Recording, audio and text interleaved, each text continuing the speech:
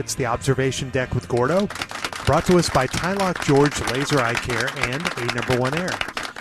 I swear to you guys, I have to hold the record for the guy that replaces the most automobile batteries. It happened again this weekend. Same car or different vehicle? I have replaced 3 car batteries in about 4 weeks now. That's amazing. Yeah. That is. Yes. How is this happening? Well, automobile stuff always tends to fall to me. And one of them was a friend's car, and battery wouldn't take a charge, and so I had to go and run and get one of those, change theirs for them. And then I did. So you go to the auto parts store and you change it yourself? Yeah. Okay. And I have a question about that here in just a moment, because I know we're going to get into I'll it. answer you right now, and the answer is no. So, and then the other one is that I was trying to use my truck. I have a truck, kind of like you, Giorgio, except your truck is one big battery. Yeah. Mine has 2 batteries. And the F-250 Super Duty has 2 batteries in it. So one of them went bad a few weeks ago. So I had to go and replace that. Then yesterday, go out there and nope, car wouldn't turn on. I'm like, dang it, I just got this battery like last week or a week and a half ago. And then I was like, oh gosh, I bet you the other battery's bad too. And maybe that's my fault. Maybe you're always supposed to replace both of them at the same time, which, fine. The problem is the thing is like Tetrised into a garage. So I can't get it out of there. You got a battery charger? I got a battery charge. It won't. Really? It won't take a trickle charge, and it won't take an engine boost start. Yeah. So once again, I have to go and, climbing over to try to get this. And then you got to get some kind of leverage up there to pull the battery out, because the things are so dang heavy. Yeah. So I'm basically, on all fours inside the engine compartment pulling the battery out of that thing. And my back is just so royally messed up today. But so my question is obviously you guys don't change your own battery, but when was the last time you did change a battery? So I recently changed the battery in our home security system, and it was a mini car battery-looking battery. Yeah. Boxy-looking, anyway. Yeah, boxy-looking battery. And I felt pretty manly doing that. That's just an unplug and plug in, right? It's a little more than that. Okay, I think you're minimizing what I had to do. The pain and suffering. But you didn't have to mess with those little nuts. But and you got to do everything in the right. And you got to strip it. Things in the right order, Yeah. where you don't short your car battery, your car system out. The car battery replacement intimidates me still, even with my recent success with the home security system. And don't forget all the neutralizing of the acid and spillover that you got to do. Make sure you throw some alkaline on that. Keep in mind, we lease our vehicles. We change them out every couple of years, so we really don't have that battery problem. Right. Jeez. 35 lease. Blow me up, dog. I wish I could live life like you guys. But God, those batteries in that truck are so dang heavy too. And then going to the store. That was the other question I had is, what are y'all doing? Well, I guess you don't run into it because you drive such newer vehicles. But, I don't know how you go to the automotive place and get them to change your battery. Because every time I'm having to change batteries, the car's dead. And you can't get it to even turn over. You got to get a jump from your neighbor, then you go to the No, automotive it won't even place. jump. Oh, okay. No, I'm talking about the battery's dead. You got to replace dead. it, Yeah, how do you do that? The only way I know how to is you go to the store and you buy the battery and you replace it yourself. Or, I think Donovan is AAA, and they'll come out to your place and do it. Remember, he told us he had a AAA guy come out and do something. I think it was a battery. Yeah, I think so.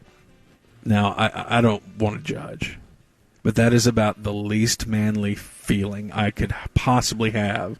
Another man to come out? I don't care. Hiring another man to come out to my driveway to change the battery for me. That's okay. I've never done it, but it wouldn't bother me. Me I mean, neither. I have another man come out to service my AC or to do lots of stuff around the Yeah, house. but that's above pay grade. When you're talking about servicing AC and getting the pressures right and all that. I have wrestled with more, things like batteries and stripped out, the little, is that a hex nut that's on there, whatever that is. And I've changed a lot of boat batteries. If I never change a battery for the rest of my life, it's a beating. I'll be fine. It's such a beating. Now, I have changed them out on the boat recently. And then why do batteries just, you pull them out of a car and they just seem like such a gross medieval relic, the way they're all gnarled up and just, they're so nasty looking. And you got to carry that back up there and bring this back, get a core charge. You get your core charge back. I have never gotten a core charge back because I never keep up with receipts or anything. And so I'm always bringing back in a battery. Like yesterday, I had the battery that I changed for a friend, Frau. When I went up to go get a truck battery, I brought that old battery back in. But the friend's old battery that I had just sitting in the garage floor. I was like, well, I might as well take that up there and, get them to recycle it and everything. So I take it in there and put it on the counter, and then I go around and I get my, Type 65 or whatever it was that I had to get, pull it and go into check out. That's not the same battery, sir. Yeah, I know it's two different vehicles. Well, you can't put this battery in the car that came out of that. No, I know. That car already has a new battery. They wouldn't take your... No, they took it. Oh, but you just didn't get I had to explain to him, these are you. totally different cars. Totally, I understand that they're totally different. They're totally different movies. But and it seemed like my dad's garage also got littered with old batteries too, because he would take that back. I've got to go take all these in. I'm going to spend one Saturday and round up all the old batteries. Always rounding up stuff, rounding them up. But anyway, so I'm sore because of that. Okay, let me ask you this. Would you be offended if this happened on a Zoom meeting? Now, fortunately, we did have a lot of Zoom meetings during the pandemic. Yes. Ticket on-air staff. But in general, I think the on-air people are insulated from the multiple Zoom meetings all the time that seem to happen. That are still going. Sales and administration and all that. Yeah. They're all Zoomed up. Well, somebody posted this on Reddit asking the question. Said, hey, I work from home, and after the pandemic, it's kind of working at home permanently. Like his job got switched over to just being an at-home thing. And since he's at home, it's his own environment and everything, and he's a smoker, he smokes while he works. So he's asking if during my work Zoom meetings, if it's unprofessional to smoke in the comfort of your own home. So that's interesting because 40 years ago, everybody in every meeting was smoking. Yes. And now it's to a point where people are self-conscious about smoking in a Zoom meeting, even though they're at home. Because, and some people are, talking about this issue of, well, we lose our rationale of, now we understand why they banned smoking at work, right? It's harmful. Sure. It's people don't want to smell that and everything. But you lose all those arguments when it's at a remote location. That person's in their own home. They're smoking. You're not smelling it. But some people are saying, but I don't know, just the visual makes me so uncomfortable. Yeah. I don't want them smoking making me uncomfortable in a Zoom meeting. I would say I would not do it just to lower the noise. We're all trying to lower the noise level, and you're going to get some sort of feedback, and you're every household, every household is usually a marriage of one person always likes raising the noise, and the other person is always trying to lower the noise. I'm all about trying to lower it, and I know you don't need a whole lot of talking. You're probably going to get some sort of reaction. You're going to get an email of, please, Tom, could you not smoke during our yeah, but why? It's my own home, and just wait until the Zoom's over, and then go out on your back porch and. But then Tom's getting upset because it's like, I pay for this house, and it's my body, it's my house. I know, but I think I would look at it this way. It wouldn't bother me. Like if it was one of our ticket Zooms and Kat was sitting there It'd be so funny. smoking. Could you imagine Dan yeah. Bennett tapping out a cigarette while he's sitting there leading? My thought would be, I'm not bothered by that. I find it kind of funny. But my other thought would be, how addicted is this guy Right. that he's Can't got to wait be 10 smoking on a Zoom meeting? Yeah. It doesn't inspire business confidence either, because it seems like the guy's nervous. Right. Right. Yeah. So I think we're going to make second quarter. Anyway, but yeah. Things look on a track. We're doing fine. And if he can't control his Well, he smoking, enjoyed doing that. He misses doing that. if he can't control his smoking for a Zoom meeting, then how do I feel that he can control our station? Right. All I know is I'm smoking on our next Zoom, whenever that is. God, it'd be so funny. Why is smoking so funny? It is. I don't know. Because you can do all kind of super cash stuff. Yeah, I think we make that happen. I do. Stubbing out the You lean cigarette back and- while you're talking. Maybe it's funnier to us. Maybe we're just more sensitive to smoking humor. But yeah, No, it's funny, and it also can be dramatic because Hollywood, I think, still puts in way more smoking scenes than there are actually people smoking these days. yeah, Because they there's might. some kind of dramatic effect Yeah, when the subject is holding a cigarette and waving it around. Waving it around. yeah. I'm definitely going to do it. I'm going to let the ash get real long too, and keep the cigarette in my mouth while I'm talking. God, So it bounces up and down. it's almost weird to run into smokers these days compared to like when we were kids. It's I like, know. oh I my just don't gosh, know so many many. people smoked. So I was leaving my place the other day, and a neighbor came out, and I'd never met this neighbor. It was a few houses down and everything, and he was about 60 years old, and he had a cigarette. He was coming to check his mail. And he walked out there, and we started talking through the open driver's side door of my car. I was in the car, and he came to the driver's side door. But the whole time, he was just sitting there with a cigarette, and he never took a drag off of it. It was making me, and we talked for a long time. And I was like, how long is this cigarette going to burn? And I was missing comments he was making because my You're just looking at mind the cigarette. was just obsessed with the cigarette that was just in his hand, and the ash was getting really long. Remember I told you when I saw the Steve Martin show that Martin Short said that when he did that character on SNL, the nervous guy with the cigarette where the ash got really, really long and never fell off, he put a thin wire in the cigarette so that the ash would be supported. Right. It's for the visual comedy effect. God, that was such a great character. So funny. That is like almost the ultimate smoking character today. Yeah. Nathan Thurm. Yeah. I think his name was the defensive lawyer from the fake 60 Minutes on Saturday Night Live in the I think you're being 80s. defensive. I have a report here. Do you want to read it? Why don't you read it? Why do I have to read it? Why don't you read it? Well, if you just let me finish. Meanwhile, the ash is like 4 inches long. It's holding it way too close to his face, Yeah. too. It's just uncomfortable. Sweating a little bit. God, it's great. Smoking humor, yes. So most people saying, look, even though it's a Zoom meeting, your own home and everything, it's a work thing. And if you wouldn't do it at work, then you shouldn't do it at home. Yeah. I Somebody see that. today needs to light up in a Zoom meeting and let us know what the Gosh, reaction it'd be is. so good. It would be a stop down. Especially if you're like a non-smoker and you light up the cigarette. Yeah, it's just something I started during the pandemic. I don't know.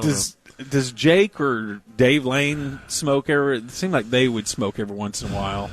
I don't know. All right, well, I didn't ask you, bitch. Jeez. Oh. Sorry, Jake. But I want them to try it. I can't, or I'll start smoking a pack a day. Would you if you had a cigarette? Yeah, they have that. I mean, I don't know about Jake so much. I remember Dave had that superpower. If he could go out and have drinks and smoke and then wouldn't Dave. do it again for like a month. Yeah. I don't know that gear. Yeah. Me with drinking and smoking, it just doesn't work All that or way. nothing. Yeah, it's always my gear is kind of a CVT. It's a continuously variable transmission that always goes and ramps up. Just slowly ramps back up. All right, Gordo, thank you. That's the Odex. But first, we're going to have fun with Ted Emrich PGA Championship updates. So to give you the backstory, Ted Emrich, we've known for a long, long time. We worked with his dad, the great Roger Emrich, for many years up in Denton. We've known him since he's been a baby. Yes. We've known Ted his whole life. And Ted worked for the Cumulus Empire for a long time, and now he's gone national. He's blown up. You see him doing games for ESPN all the time. And on Westwood One during the golf majors, Ted is their update guy. So he is doing updates for all of the Westwood stations across America. He must be on 200 stations Gotta be. nationwide during the 4 majors. And Ted is at the site. So he was in Rochester this weekend giving updates once an hour. Well, Ted is also a big P1.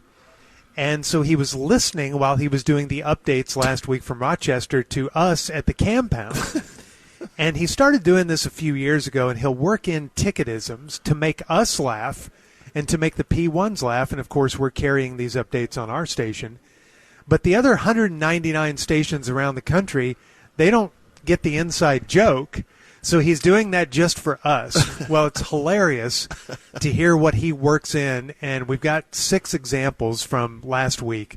So let's just take a listen, and we'll try to pick out the ticket reference. Right now, Bryson DeChambeau has the lead at 4 under, 6 birdies and 2 bogeys on the card today for DeChambeau, who has lost 18 pounds in the last year with a gluten and dairy-free diet, but still hits it plenty far compared to past people to win majors here at Oak Hill, like, say, Gary Middlecoff. Past people. Reference to Corby's using past people to talk about dead people. Someone had to be driving past people. Why would you say that? Subtle, but Yeah, we very all subtle, got yeah. a big laugh out of it. That one's not going to get him in trouble. No. Because he could explain that away. Yeah. Let's listen to this one. Rose, the U.S. Open champion at Marion 10 years ago. That was at 16. Now it's 17. Rose over at the broadcast compound, well off the green. He pitched it and nestled it just 5 feet from the hole. Did he mean compound? Yeah, someone may sit up and say, I think he got that word wrong. Yeah. Broadcast compound. All right, here's another one. Oak Hill hosting this major for a 4th time, and this year it's a totally different test. A totally different type of course after a remodel of 2019. They're totally different movies. Totally different types of movies. For some reason, the station has gotten re-obsessed with Tom Gribble saying that from 20 years ago. Yeah. Totally different. What was it? Test of golf? Was that? What was? How did he say it? Yeah, replay that one, Tyler. Oak Hill hosting this major for a 4th time, and this year it's a totally different test. A totally different type of course after a remodel in 2019. Oh, my gosh, that's funny. All right, so he was listening, of course, during the morning show when you guys took the wireless out to find the animal that we were listening to. Let's give this one a listen to. Rory McIlroy struggling. 3 over through 10 without a birdie on the card, but Rory just 5 back. Jordan Spieth donkey kicks a 5-footer for bogey at 1, ends up with a double. He is now 2 over. Okay. I've been around golf a Not a long golf time. term. No one has ever donkey kicked a putt. Yeah, so many golf fans hearing these around the country are probably thinking like that. This is a golf term I've never heard, but he's using it. Maybe I Watch need to it start get popular. using it. Watch it get popular now in golf because people heard Ted say it, and it's like, oh, that must be a term. Next week, Nance. Oh, he just donkey kicked that one. Donkey kicks that guys. Okay, steady yourselves for this one. Keegan Bradley's first major appearance was the 2011 PGA Championship, and he won. Well, a dozen years later, Bradley making some more noise. Putter away, behind the ball, brisk stroke, and no. Oh, in the back door. Well, any entrance will do. Tradesman, side entrance, front, back. And that has delighted the fans. And Keegan Bradley birdies the second and moves to 3 under. Yeah, who doesn't love the back door? Maureen Medill the call, so Bradley 3 under, 2 off the lead. Ted? My God. He's going to get in trouble. I know. We can't have him getting in trouble. Who doesn't? And then finally, I want to thank Ted personally for this tribute to, I guess, Coast to Coast, but it could also be a tribute to Dan McDowell. Scheffler -5. Bryson DeChambeau 1 back at 4 under, about to tee off. Victor Hovland now 4 under, back-to-back birdies at 1 and 2. A club pro actually contending at the PGA is about as rare as a Sasquatch sighting, but Michael Block, a head pro in Mission Viejo, California, is in the mix after another even par 70. Sasquatch sighting. Sasquatch. Absolutely Sasquatch the sighting. best golf updates in the history of radio. Oh, man. Love the Easter eggs. Thank you, Ted Emrich. Way to go, Ted. That we bring you Muse in the News with Gordo, brought to us by D&M Auto Leasing and All Pro Foundation Repair. Thank you, Craig. We start off today with an odd story. A group of nuns is accusing Fort Worth's Catholic bishop of shutting down their monastery over a fabricated claim. They claim it's fabricated. That the Reverend Mother of the monastery violated her vow of chastity with a priest. Hi-oh. Now, the nuns live at this monastery in Arlington. It's secluded. I think it's like 72 acres, wooded acres. They've lived in this monastery since 1958. They spend their days praying and cooking and cleaning and caring for the grounds. Save for medical care, they rarely leave the premises. And the Reverend Mother Teresa Agnes Gerlach is the lead nun, the lead singer. Of their band? Yeah, I guess. She's lived there for 25 years. But they said in a lawsuit filed this month against Bishop Michael Olson and the diocese that they abused their power and invaded the sisters' privacy. They claim that the bishop stormed into the monastery on at least 3 occasions in April and interrogated the nuns for hours, seized their computers and a phone, and later blocked priests from conducting mass for them. And in a public statement on its website, the church accused Gerlach, the lead singer nun, of breaking her vow of chastity with a priest outside the Fort Worth diocese. Hi-oh. Maybe it's time to loosen up those rules anyway. Who said that? I don't know. Somebody off Somebody mic just off said mic something. said that. You know what? I think you're right about that. Yeah. That we should start letting nuns and priests do it? Just Do the romantic all of them. dating process? Let 'em be That's human. what I meant by Hey now. Yeah, this story is of interest to me because, as you guys know, my mom was a nun before the Lord appeared to her and said, go forth and have a family and give birth to an AM talk show host. That was the Awfully message. specific That was the of full God, message. but- That was the full message she got. So she left the nunnery. And this particular order is the Carmelite nuns, and that's the order that taught me in grade school growing up, the Carmelites. And raised Catholic, I've always had the HSO that I believe that the orders should be allowed to marry. They should be allowed to have a normal life, like in the Episcopal religion, where the priests and other orders can get married and they can have kids and they can have families. I just think that it's outdated thinking on the part of the Catholic Church, and I think they need to change that. I don't think they ever will, at least not in my lifetime, but they need to. The nun's attorney, Matthew Bobo, said that this charge against the nuns is completely fabricated and that Gerlach, Mother Gerlach, uses a wheelchair and a feeding tube, and she's undergone a medical procedure, and that when she was interviewed by grilled by the diocese about this alleged claim of a relationship, she was still under the effects of some military leader named General Anesthesia and painkillers when she was questioned, so that she can't remit, because they claim she admitted to this relationship. And her attorney is saying, look, she was so drugged and feeding tubed up when they interviewed her, she didn't know what she said. But they say it did not happen. Okay. Isn't it wild to think and to know that there are still religious orders that are secluded? Yes. Like, that seems so That's pretty wild. 1400s. It seems like from the movies made by past people. It seems so I don't know, out of time. All right. The most dangerous thing to find in Granddaddy's possessions. I don't like the sound of this story. Why? Uh-oh. Because whatever Granddad was up to, let's leave it in the past, and his kids and grandkids don't need to see it. Can I guess? Yeah. Is it a journal? No. Okay. George for the steal.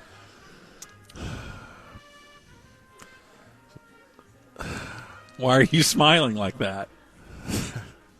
Is it maybe some old videotape? Of what? him and Grandma doing crazy things. Gosh. Getting freaky back in the 80s or something. Oh, gosh. I'm trying to guess. If you're doing the story, it's something that's we're all gonna go, oh my gosh. So that's what I'm thinking. He should just quit messing with her. They're old. Too old for that. They're old. Why is he still messing with her? messing with her. No. This guy was going through his grandfather's things in the community of Lake of the Four Seasons. I don't know what state this is in. But this happened at 6:30 on Saturday night. They were going through his things. Lake of the Four Seasons. Yeah, that's weird.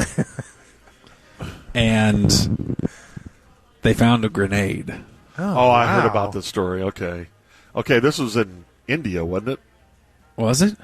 They have a thought I saw that. community in India called Lake of the Four Seasons. Indiana. Oh, Indiana. Okay, sorry. India? I thought I saw India on the story headline. Sorry. It was Indiana.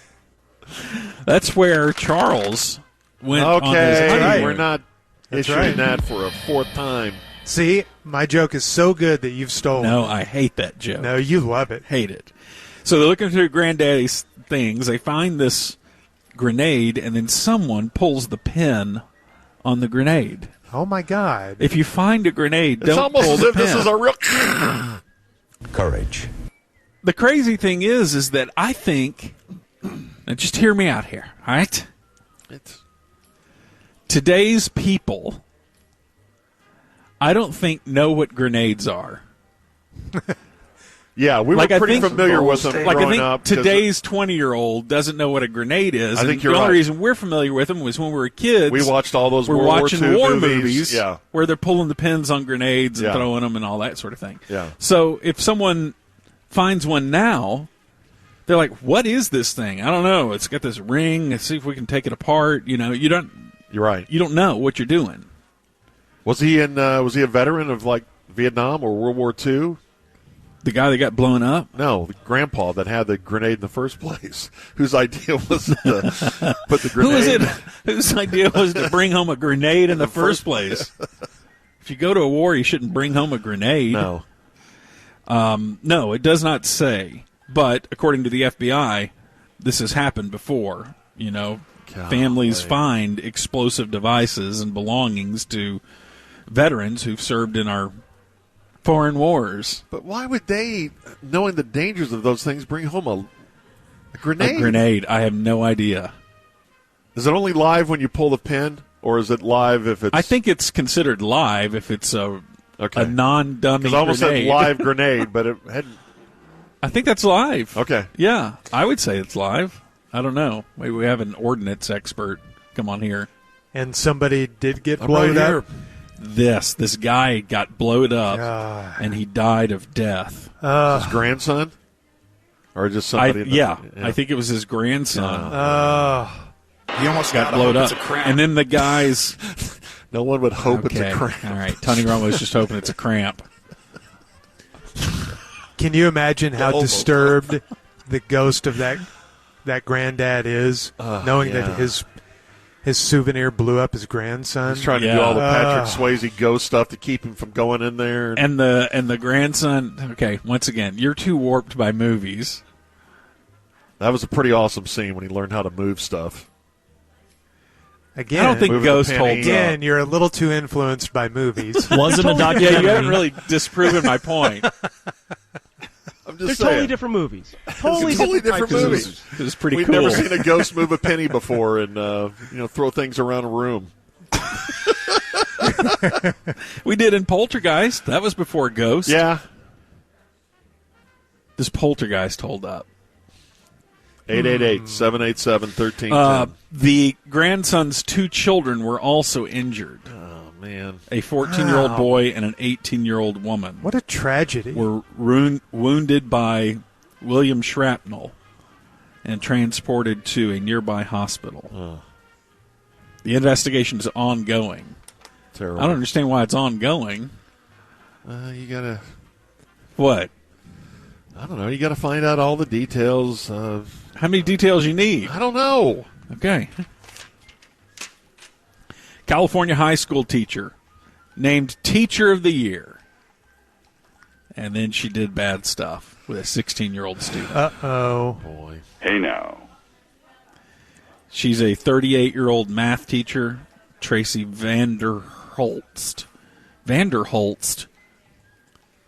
That's a weird last name, isn't it? I guess it's kind of unusual. But She was charged with statutory. Is there any good word that could come after that one? In this story, no. And police did not say when or where the two allegedly.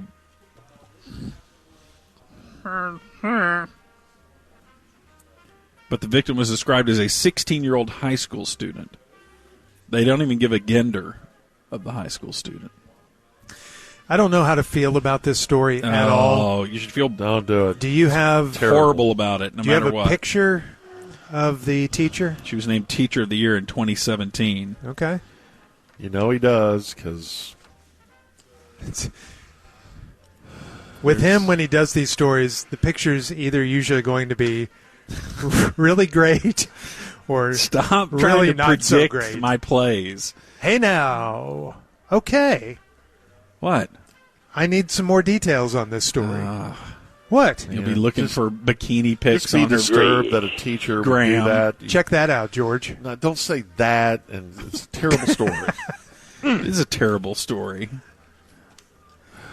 Doesn't it seem like it's happening more and more? No, Does it? I don't think so. no. You guys have been jumping up and down about these stories for 30 years. I don't think we've had Well, I'm one saying in a while. it just seems...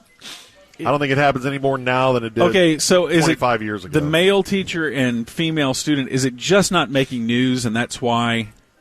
Because every time I see a story about a teacher and a student, it's always this configuration. Yeah. Better not getting caught. I think it's Okay. 80% this configuration. Really?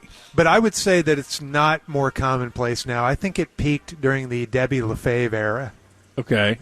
It seems like we had more of them then. Or maybe you just don't But- do these stories as much. But I'm saying, why is it that are men just not doing this as much, or women truly doing this more than men?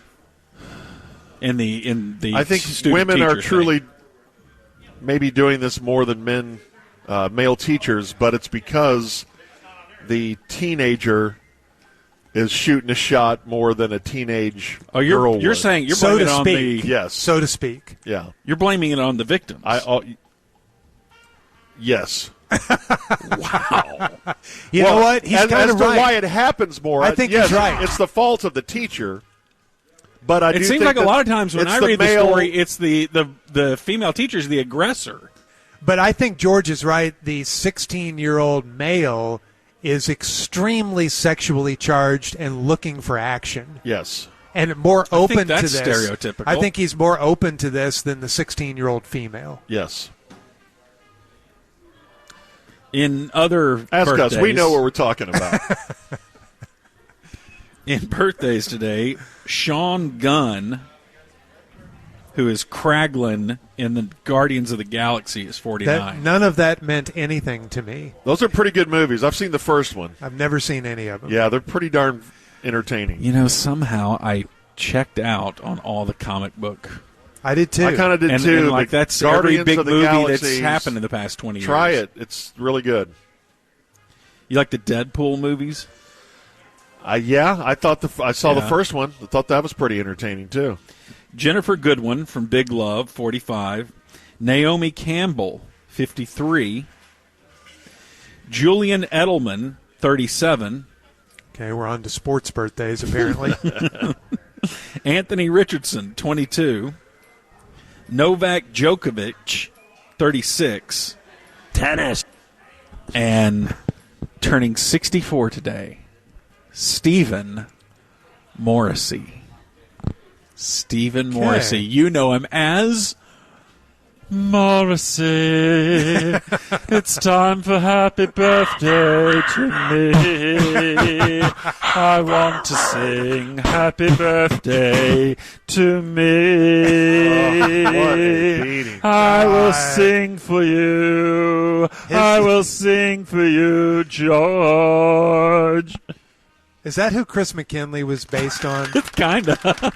So I respect his place in music and how much you like him. Yeah. But his voice Nothing always, good about what he said. his voice always took 2 golf tees out. Oh, you're such a jerk. Put each of my testicles on those tees why, and took a driver to them. Tell me why you say that. I don't know why. Let's cut that back a little bit. God, it used to drive my mom crazy when we would play him on long car trips. Does he know more than 2 notes? She was right. She was so right. She was about not that. right. Yeah. He was greatness. So right. All right, that's Muse, 7:32 on the ticket. Well, another Woodford Reserve Musers ticket Campound is in the books. We wrap things up Friday evening. If you weren't with us during the hard line, and actually this was at the end of the hang zone, we did reveal our location. We were not in Grand Prairie for the first time in about 10 years. We were very close to the little town of Rome, which is in Wise County, to the northwest of Fort Worth, and we were at the Arcadia Resorts. You can go to their website, thearcadiaresorts.com. You can see the bunkhouse that we stayed in. Great facility, beautiful countryside, and we had a lot of fun out there, so thanks to the Arcadia Resorts for hosting us. That'd be a great place to hold a family reunion. They have weddings out there. It's a really cool place. And it was nice to be in a new location, change of pace. We had a great time, and we probably have said this a few times after the Campound wraps up, but I really think that might have been our most enjoyable Campound ever. We had so many funny moments. We had such good conversation on and off the air, and being in the different setting, we had different things to get into. We had the donkey. I miss Donkey. We had the barn cat, and maybe the question that I saw asked most on social media over the weekend, did Gordo take the cat home? The correct answer to that, let me see if I got this right. I want to see if I can get it right. Okay. The correct answer is no. You got that right. I let Barn Kitty have her freedom. She enjoyed her life out there. And I had to make a horrible Sophie's Choice type decision. Well, you weren't that invested. It'd only been a couple of days, but Yeah, but I really thought about taking her home. you made the right call. Because, I don't living think she would have outdoors liked it. for a cat, she wasn't wearing a collar or anything, but she was so friendly that she seemed like, is it possible she was somebody's cat out there and just Possible. roamed the neighborhood? Possible. But living outside like that, bobcat could get her, a coyote could get her, health care. She has no vet visits, so she could live a short period of time. Yeah. But it will be a happy life for her out there. And if you brought her to your home and you tried to make her an inside cat, she would spend 15 years trying to figure out how to escape, and she would see it as a prison sentence. Yeah. Yes. So would she rather be safe and in jail or live free until she dies? and she'd probably go through 2 couches and a couple of chairs while she was at it. Yeah. Yeah. Trying to get out of there. Drapes. I think you did the right thing. Yeah. It was the friendliest cat that any of us had ever seen, though. Yeah, really. It's I know. amazing. She was so cute. So we had a good time. We were out there from Wednesday morning. Actually, Gordo got there Tuesday night so that he could procure the royal suite. That's not why I And then got there. barricaded himself so no one would go down that hallway. Yeah, what was What are with you the talking barricade? about? What are you Barricade? talking about? You did. I set up a sign advertising the place where we were. Yeah, so blocked off the blocked hallway. off the hallway. Accidentally. You're so weird. You are weird. We were out there from Wednesday morning when we started our show at 5:30 until Friday evening at 7 o'clock when the Hardline signed off before the Stars game. And it was so much fun. And thank you to all the P1s. We heard from, I swear, every P1 that we've ever had telling us how much they enjoyed the Campound, and some of them taking work off on Thursday and Friday just to listen to the Campound. So incredible. That makes it worthwhile to know that the P1s are into it as much as we are. Yeah, and Donnie and Jake were into it so much they stayed up all night from Thursday all the way to Friday, and Jake all the way till 6:30 because Gordo kept him on. All the shows do lots of really funny stuff during the day, but some of the best radio is Deep Night Ticket, really, really late at night, and everybody has their favorite moment. Corby's Past People moment was a really great moment at the Campound. But this was my favorite moment. This was late night Wednesday night, and EA was on the board, and so he was telling us the names of the callers. And we had a few before this moment that were really confusing, and nobody understood the names that he was giving us, and we were getting them all wrong. And that's what made this one extra funny, and this was probably the most confusing, and I laughed about this all weekend. All right, EA, where are we headed? Bork. Bork? Bork? Mork? Mork. Mork? Mark. What did he say? What did he say? Mark. Mork? Mark. And Mindy. Not that hard. I'm Said on. Mort. Hello? Hello? What is your Golly. given name, sir? Mark Allen Lynn. Okay, all right. So, all that confusion and then that voice, Mark Allen Lynn. Yeah, he wanted to make sure you weren't. You gave his middle name. He didn't want you to be confused. Right. Oh, God, Bork. that made me laugh all weekend. Hearing it again, I'm almost cry laughing. Did you guys have a favorite moment of our time out in the middle of nowhere with our buddies? I think the scene of Gordo, Corby, Killer, and Jake walking back from the pecan trees with the cat following him. Jake with a machine mask on and So it was me in front with the headset on. and radio broadcast equipment. Yeah. And then behind me is Killer walking with a huge tuba. That's the craziest. And then the cat. And then behind him was Jake, shirtless, wearing a machine mask, and had a collar and chain around his neck. And then Yeah. behind them is just a little kitty cat following him. Yeah. Everyone looked kind of put out. They were It's just like kind the of walking worst, back. Like, worst Abbey Road album cover ever. Something- And wasn't long-haired Corby in that line, too? Yeah. Oh, yeah. Corby. Corby was right behind him. Long-haired, tired-looking Corby. Sorority girl Corby, yeah. Corby, as people were calling him on the team picture. I wish we would have taken a picture of it because it just left itself open. And what are they coming back from? Yeah. Just something. What just happened? What just happened? What went so wrong that they're all almost like in single file retreat? Like, well, I guess that didn't work. This was another one of my favorite moments. This was the song that Corby wrote and performed on Thursday afternoon. It was during the Hardline, and I loved this because at the end we all start singing, and we were out camping, and it reminded me of when you were a kid and you went camping. Around the campfire, everybody would sing. Campfire songs. So I thought we'd take a listen to this again. I thought this was great.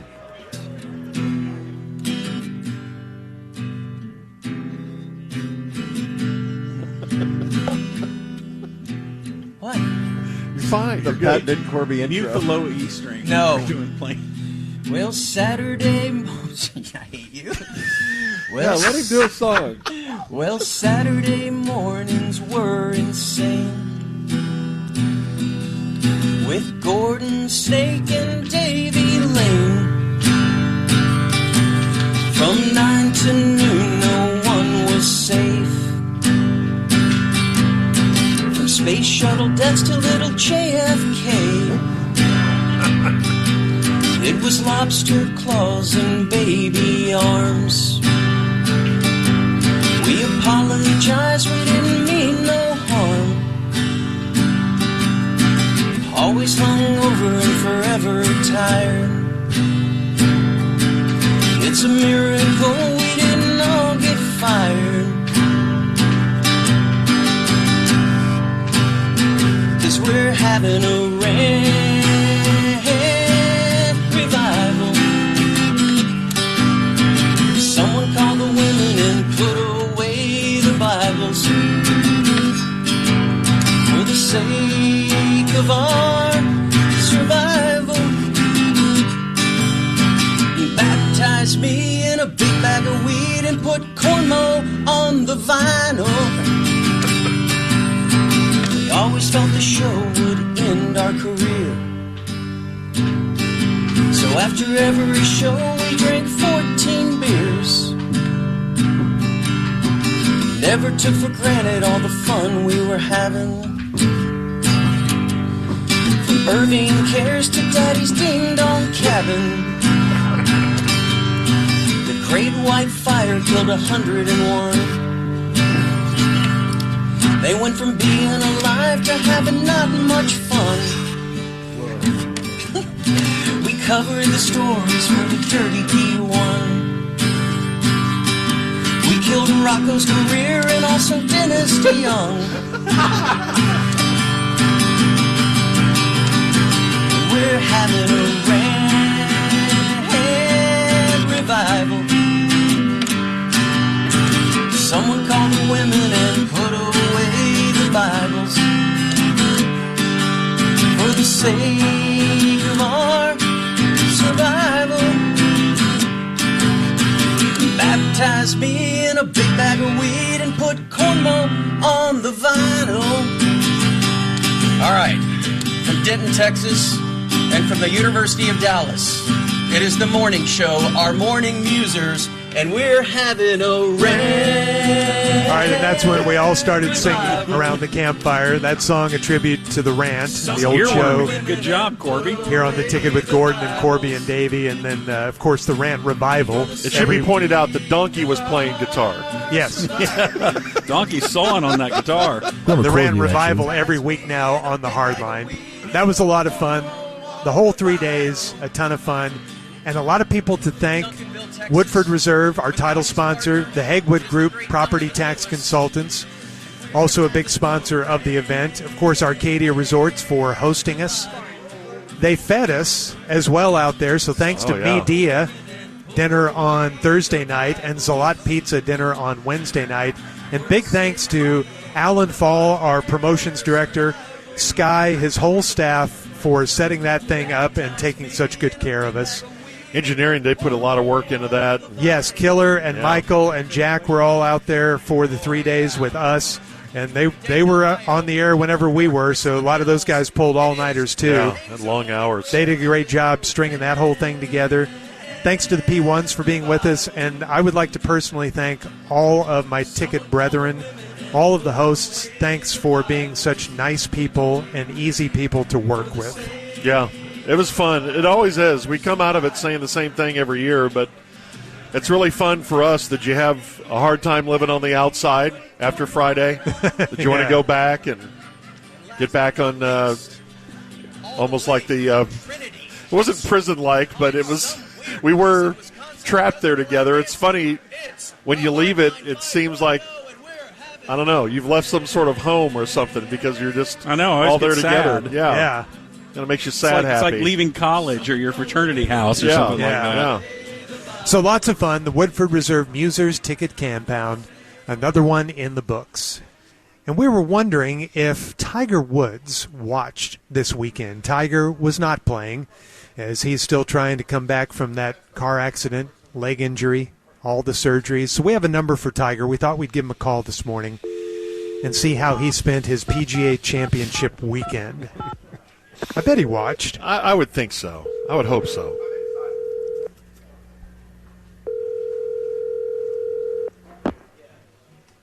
Hello? Tiger Woods, please. Yeah. Tiger, it's the Musers. Oh, Oh, hi, Musers. Hey, Tiger. Tiger. Hi. What are y'all calling me for? Well, we always call you the Monday after a major and the PGA Championship was played. Normally it's to find out how you played and how you enjoyed it, but we were wondering if you watched this weekend.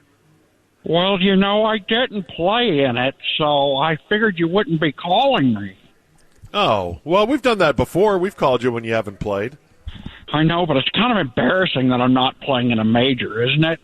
Well, you're battling through some things.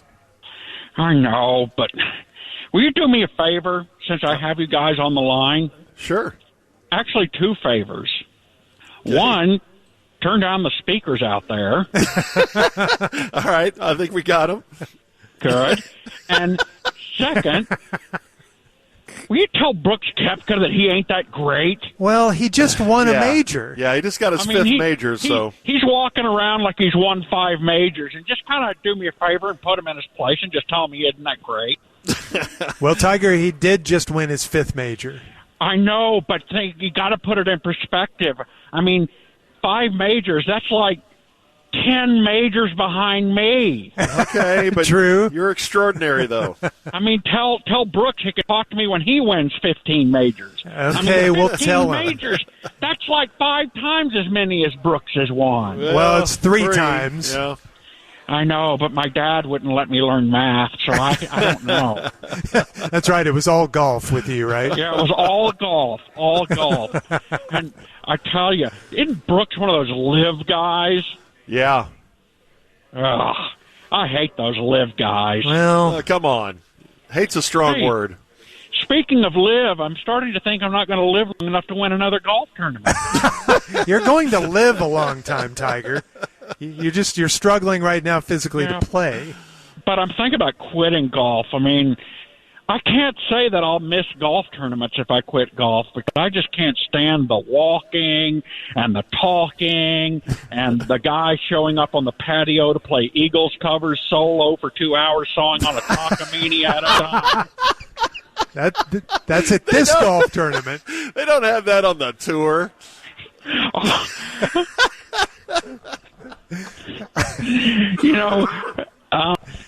He just whipped his head around, by the way, Tiger. Oh, no.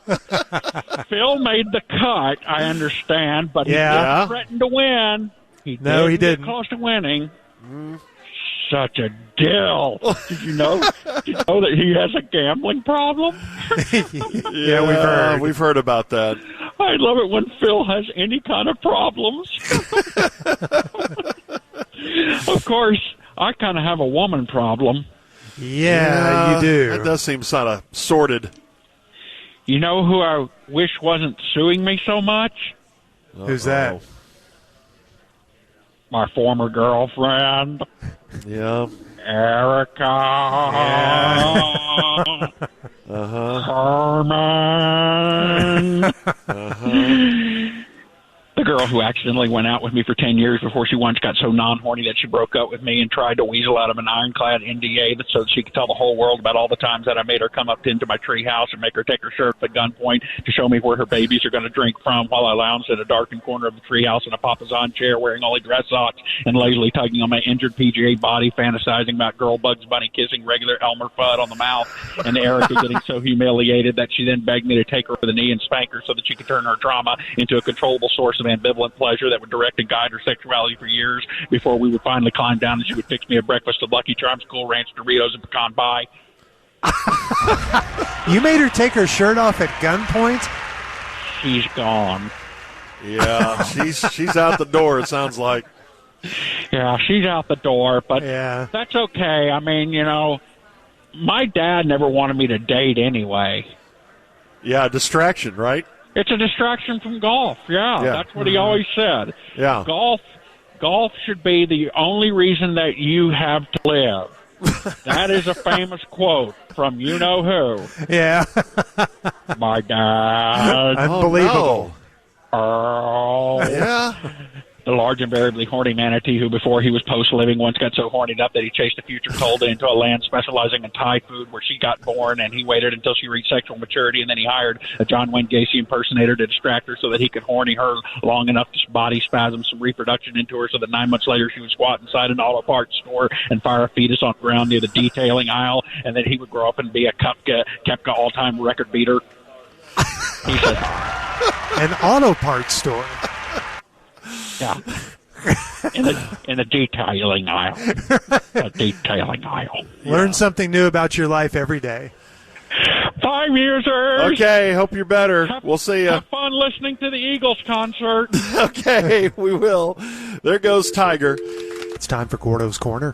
Brought to us by Tie Lock George Laser Eye Care and A1 Locksmith Security and Safes. I have breaking golf news. Did you know that the Hardline's going to have Michael Block on today? Yes, 550. It's pretty huge. Boy, as P1 Tracy also pointed out, the payday for Michael Block, $281,000 for finishing 15th. That's pretty good huge, little 15th finish payday. Huge payday for Michael Block and his family. That's so great. I think he had won a tournament before where his biggest payout was $70,000 or $75,000. So yeah, huge. And on the hard line today at 550. 550 today. America's favorite golfer. I'll be tuned in. All right, lots of responses from P1s about things we've discussed today on the air. Kelly says, Dear Gordon, years ago I was friends with an elderly priest who said Mass every morning for the cloistered Carmelite nuns of Dallas. They, too, had a beautiful wooded property. Now, the Carmelite nuns, as we discussed in Muse in the news today, they're involved in a lawsuit against the Fort Worth Diocese, and they live in this 72-acre compound, I don't know what you would call it, wooded property in Arlington. Well, the ones in Dallas also have a beautiful wooded property. You know where that is, George? Where? It's right by Dallas National. Oh, really? Yeah. I That's think really their a pretty property area. butts up against Dallas National. Oh, wow. It's beautiful. Think they ever get out and play a few? I bet they do. Did you whisper when you said where? My voice is kind of cracked. I didn't mean to whisper. Weird. It was weird. Where? My voice is kind of cracked. It's like you're trying to finish, guy. What? What? What is that? Trying to finish what you were trying to say. Okay. Yeah. Anyway, Kelly continues, Father would never see or have direct contact with the nuns. A female layperson was the go-between. My wife attended an Easter Mass there, and it was really an experience. The chapel was similar to any other, except the nuns were behind a screen out of sight. I'm still amazed with their devotion. There was a small opening in the screen where the Father would give them communion. That's so wild. So I guess they have no contact with with the outside world or even the priest, really? They're always kept separate? That's just so old worldly. I know. It's kind of interesting. Kevin says Lakes of the Four Seasons. We had a story about the Lakes of the Four Seasons about the Indiana guy who found in an Indiana town. He had a good-looking mama. Jeez. But anyway, he found in his grandfather's possessions a grenade and was like, oh, what's this pin for? Oh, I'll just pull this out. And then he blew himself up on accident. But it happened at Lake of the Four Seasons. Kevin says, I'm almost embarrassed to admit, but I grew up about 2 miles from that neighborhood in rural Indiana. Please tell George it's not India. Okay. I was confused. Yeah, for some reason, George had India right in the middle of America. Yeah, George, I don't know why I thought that. That's kind of crazy. Paul wants to comment about addiction. And this came up when we were talking about cigarette smoking and how funny it is, people smoking like Nathan Thurm, the character Martin Short played on Saturday Night Live, the smoking lawyer who was real defensive and sweaty. And in the O-Deck this morning at 6:15, happens every morning at 6:15, we talked about should you be allowed to smoke on work Zoom calls if you're doing it from the comfort of your own home? Should you have a cigarette going and just kind of smoking casually, silently while listening to your boss talk? where everybody can see you. It's funny. But I said, there's no way that I could get away with smoking for even comedy, because if I start casually smoking, I'll ramp back up. I'm a ramp up quickly guy. And Paul says, your comments about addiction, something I learned while a family member was in rehab. I went to Al-Anon. If the addict falls off the wagon, the addict will resume the addiction very quickly at the same level to where he or she left off. So if you take 10 years to get to 3 packs a day of smoking, and you quit smoking for 10 years, and you start again, it will not take another 10 years to get back up to your 3-pack a day smoking. Same with alcohol or drugs. And he's very correct in this, and I don't know if a lot of people already know this, if it's certainly common knowledge in the addiction business.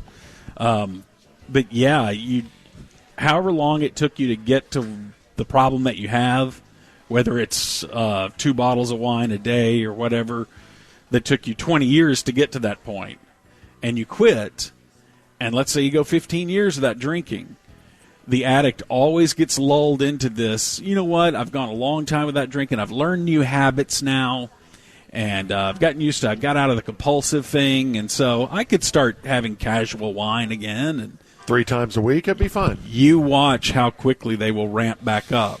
And people who have, I know even listeners who have tried this, they cut back or they quit drinking for dry January, for example. Then and a lot of times they'll breathe a sigh of relief because, see, I quit drinking for a month, so I'm not, and everybody's scared of the alcoholic word, which I think we ought to just get rid of entirely. But because it should be about whether or not you have a drinking issue, not whether you're an alcoholic or not. Yeah. Because so many people will deal with horrible drinking problems, and they'll say, as long as I'm not an alcoholic, I'll deal with a horrible drinking problem that keeps my life in disorder. But I'm not an alcoholic, so I don't have to quit, which is just such weird thinking.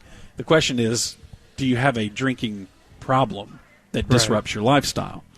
But yeah, you will go back to drinking the level you did in a much shorter period of time.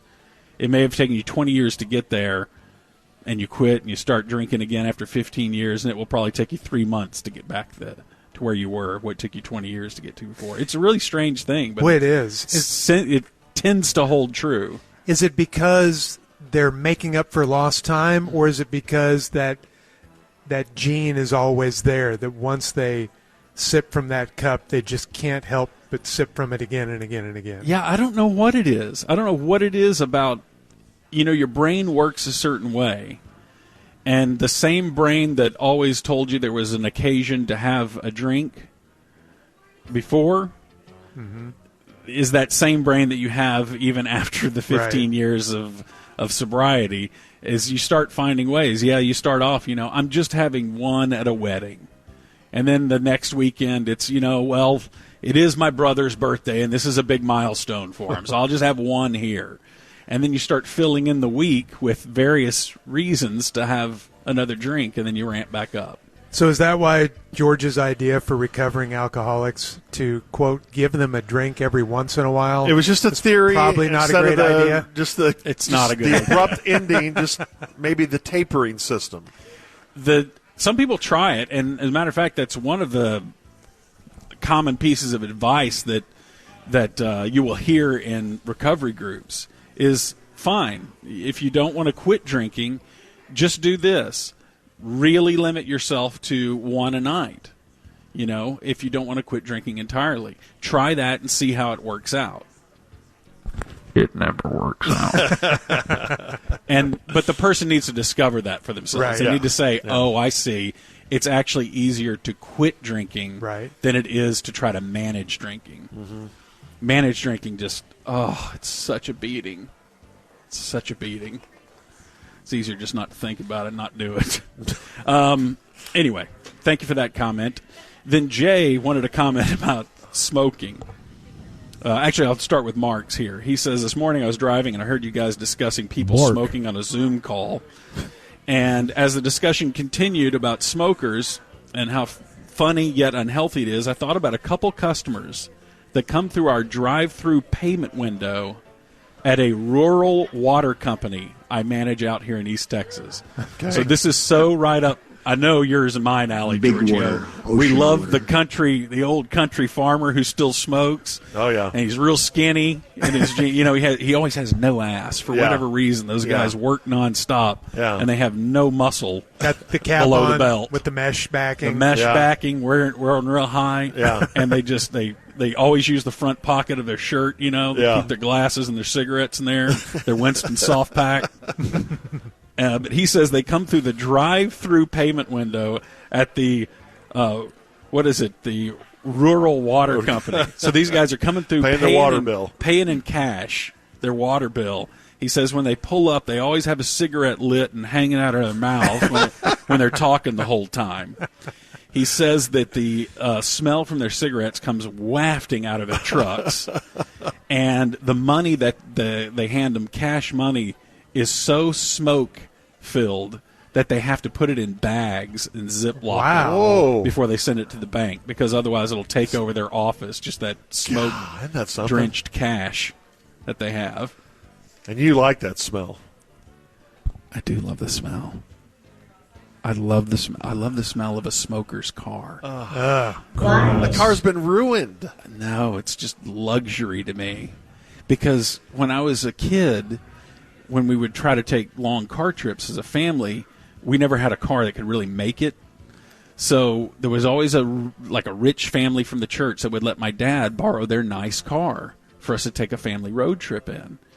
And it was always, like a Oldsmobile with the real plush seats. Oh, yeah. Which were cloth seats, but they were tufted, Yeah. But everyone smoked back then, so the cars always smelled smoky. Yeah. It was full of blue-haired rich women who would smoke with all the windows rolled up. So we would take that trip. Well, as my kid brain now just associates that with luxury and adventure. So I love the smell of a smoker's car. So you're that very small market for a used car dealer that would love the car that smells I like want smoke. a smoker's car. Smoke-scented. Yes, smoke-scented car. I will say I don't like that smell, but my dad was a smoker, and when he would light up, I kind of like that smell. Well, and that is a great smell when you combine the first whiff of the cigarette smoke with the Zippo lighter smell. The Zippo lighter smell is a great smell. Fantastic smell. And then hearing that metallic click of that thing shutting back up. Yeah. It's just such magic to me. We're going to get Gordo smoking again. Yeah, gosh, man, I'm heading straight out to borrow one. Hey, either of you ladies have cigarettes? Oh, okay. See, nobody smokes anymore. Dang it. That's all right. Thanks. We're trying to get him to stop. Yeah. Ooh, they wanted to get away from us as fast as possible. Jeez. Well, look at us. I know. Look at us. Hey, we used to be something to look at. Back in the day. Back in the day. You wouldn't have been sprinting away 30 years ago. No. Back in the day, you would have been sprinting half as fast away from me, but we understand it. I get it. We're on your side. Yeah. We stand against us, too. Oh, my goodness. Okay. You want to hear some uncomfortable audio? Sure. Okay, this happened at the Texas House. Okay. What is that? State legislature. Oh. Yeah. That was very generic. What do you call it? The Texas The House. Capitol, I guess? The Texas Capitol? But the House of Representatives. Anyways. House of Representing. House of Representing. So the Speaker of the House gets up there and talks. This was, I think, over the weekend, or maybe late last week. And his name is Dade something. Dade? Hold on. Dade Phelan. Dade the influencer? The representative from Beaumont. And he's the Speaker of the House.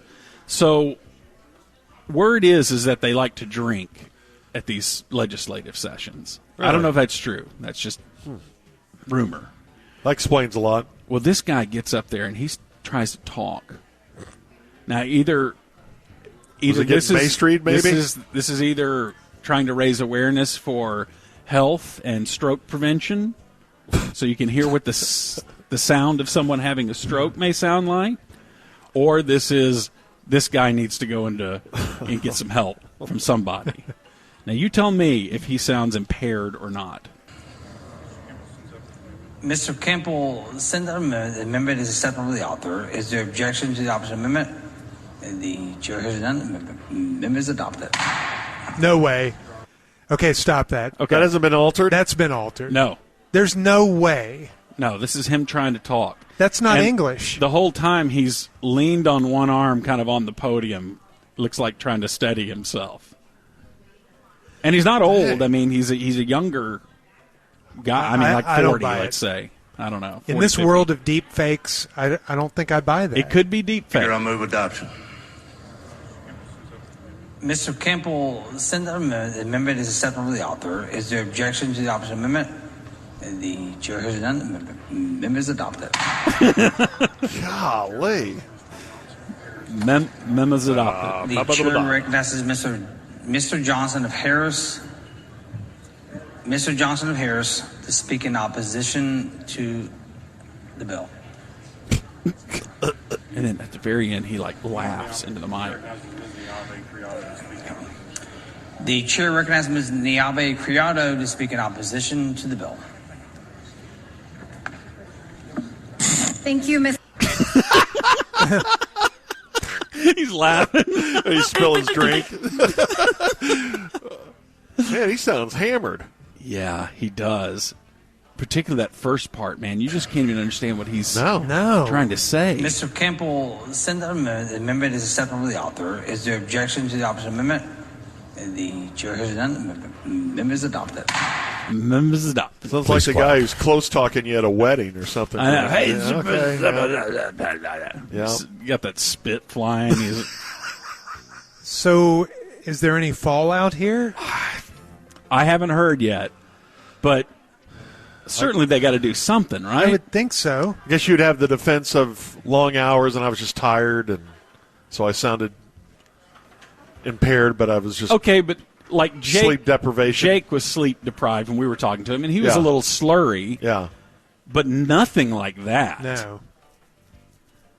Wow, that's pretty bad. Yeah, it is pretty bad. It's very uncomfortable. That was a little backwards masking there, pal. And it all comes back full circle to the beginning of the morning. All right, Gordo, thank you. That is the corner. And maybe at some point we'll bring to light the off-air conversations we've had this morning. Poor Tyler. Believe it or not. He's had to listen to such silliness during breaks. And it's the same thing every break. Believe it or not, we've had another chapter or two added to the moron dog conversation. We've been talking about moron dog 4.5 hours. Yeah, for 4.5 hours in break. It's unbelievable. And now it involves ex-presidents. Yeah, we got presidents. We got cognitive tests done on the dog. I told Kevin the first break that this will continue the whole time. And I was right. And it did. And it did. That's right. It started early this morning, about 6 o'clock. God, poor Tyler. As soon as Tyler heard it, he leaned over to Kevin, told him, "Hey, I just want you to get buckled in here.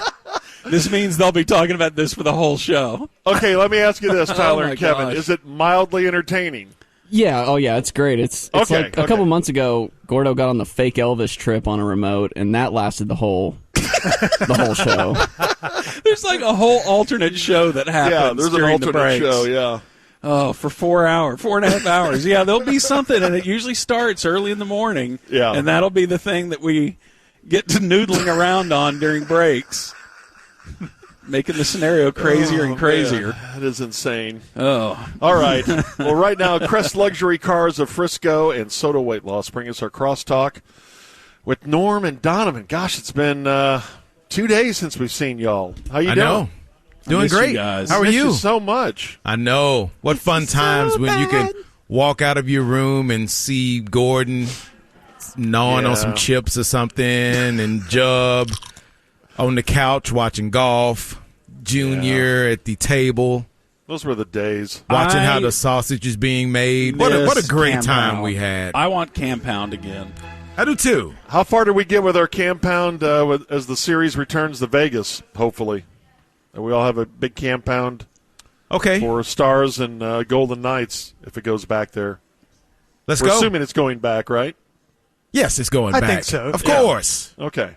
All right. I personally some think dark so, yeah. thoughts of a possible sweep, but yeah. It's the roller coaster ride of playoff hockey.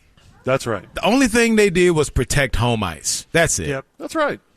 And they needed overtime to do that. To do both of games. them. Right. Yeah. Is that it?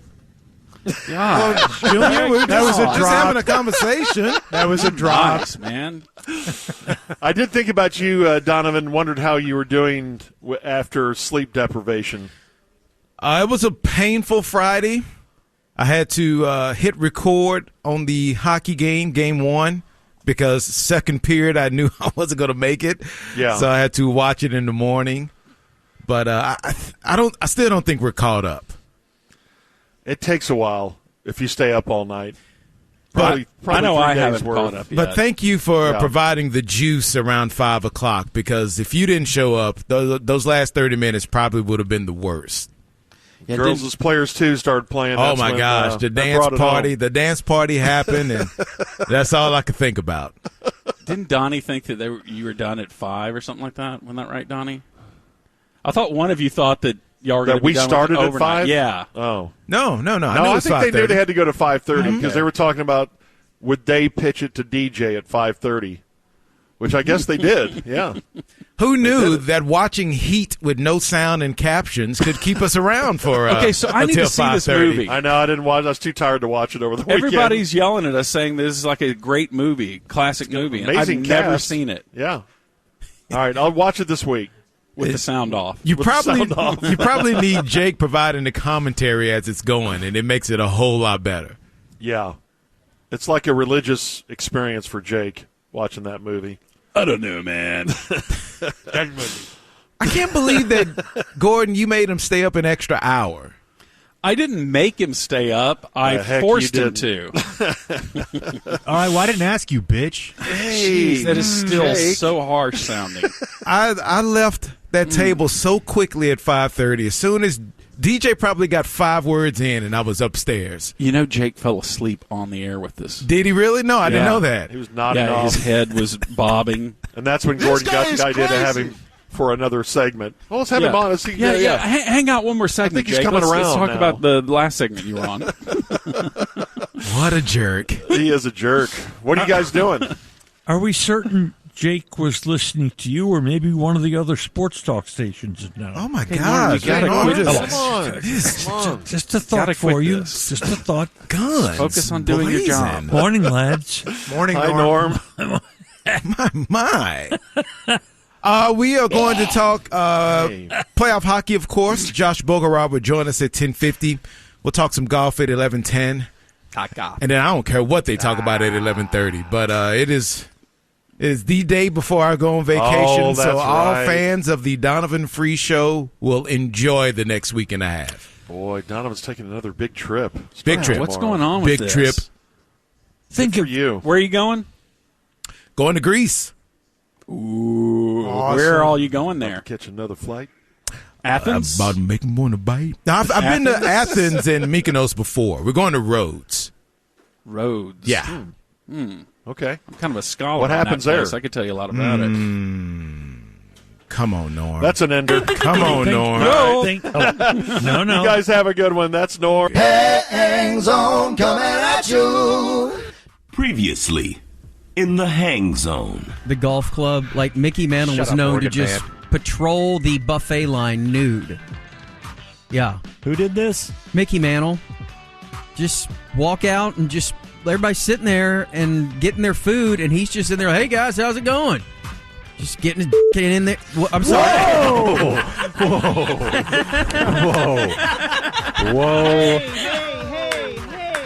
Whoa. Well, thank you, Jake. Digging in there. So after Insecurity. school, Yeah, you put your blank in the buffet.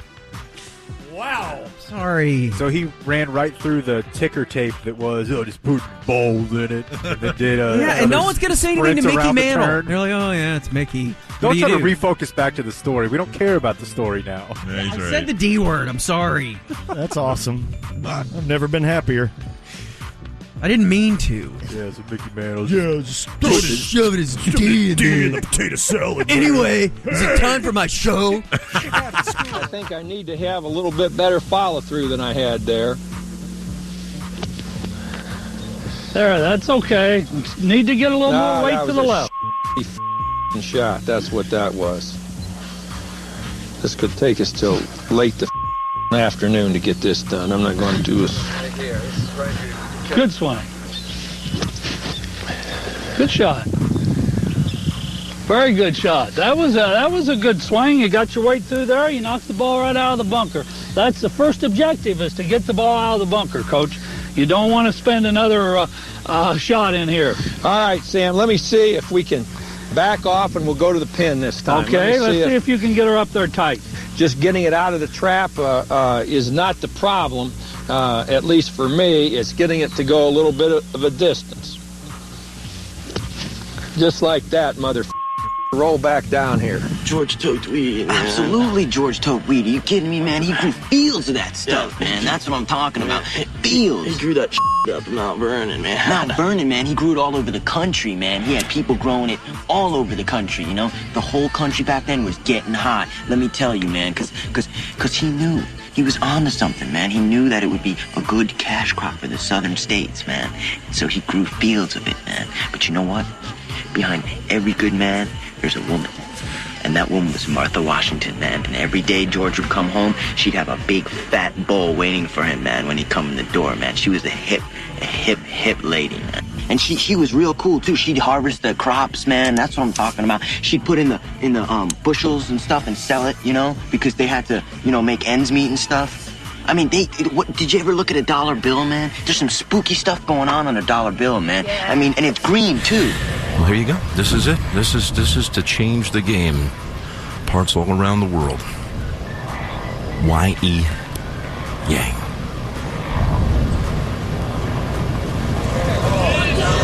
Y.E.S. Hangs on coming at you. Hangs on coming at you. Hangs on coming at you. Hi, this is Jay Leno. And if you like me, you never listen to Dan and who? Dan and Jake. Dan and Jake. Hi, this is Jay Leno. If you're anything like me, you never listen to Dan and Jake on the ticket. Hey, I'm friends with this little person. I'm thinking about letting him hit. It's just afternoon on Sports Radio 96.7 and 1310 The Ticket. So pop that lunch on your car tray. Sit back and hang in the hang zone. So all non-mammals are eggs? Birds.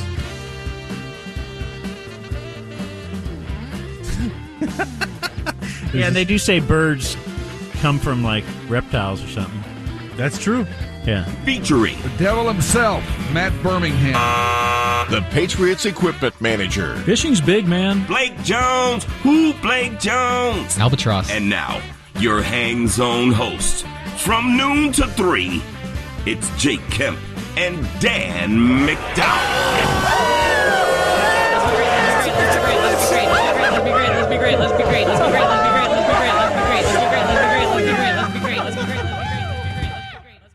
Bark. All right. That's awesome. All right. Hey, it's Dan and Jake here, show 788. 788. And so certainly you're wondering, man, when are we going to do show 800? Were you about to ask me that? Mm-hmm. I've been thinking about it all weekend, yeah. That will be Thursday, June 8th. Huge. So I don't know what we're going to do. Probably just, kick ass like normal. Crush. Yeah, just destroy because we're so great. Anyway, today's Monday. Happy Monday.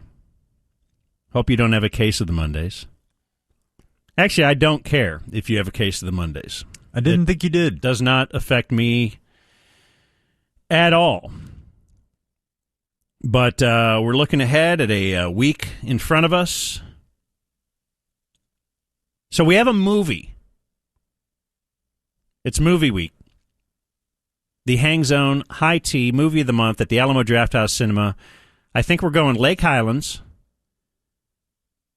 And what I'm sure that we're going is Fast X. It's going to be on Wednesday evening, 7 o'clock. Whoa. Lake Highlands. I was feverishly eating during the break. My apples and spinach. Didn't get to eat it on the way in because I was phone talking, with my best friend Jake. Remember when we were talking on the phone? I do. I was telling you stuff, and then you were saying things back to me, and then I'd be like, oh, wait, hold on. Can you repeat that last 30 seconds? Boy, we do have just like the roughest stretch for phone meetings in the morning. I think around is it the airport? Right at the airport when 114 and 121 split or merge or something. Right around there. Yeah. And then I think probably Irving as well, where they're doing all the fracking where Texas Stadium used to be. The earthquakes. Yeah. Anyway. Was it a little lukewarm? I don't see your cooler. You have little room temp apples? Why? That's not what we're doing today. We're not doing Dan's big cooler talk. It's fairly big cooler to bring into work. It has wheels. Yeah, it's huge. I will admit that. Jake will not admit his phone is obscenely large, but I will. Normal phone. Bigger man. You got to be a bigger man to admit that you have faults, and that's not Jake. No, so go to drafthouse.com, start searching Fast X, and you will find the ticket logo, and you can buy tickets there. And Ty, I wanted to ask if you could do me a favor before Wednesday. Sure, what? Hopefully it's tomorrow. Okay. Yeah, in fact, because we're out Wednesday, aren't we? We are. Fannin Tree Farm. We are.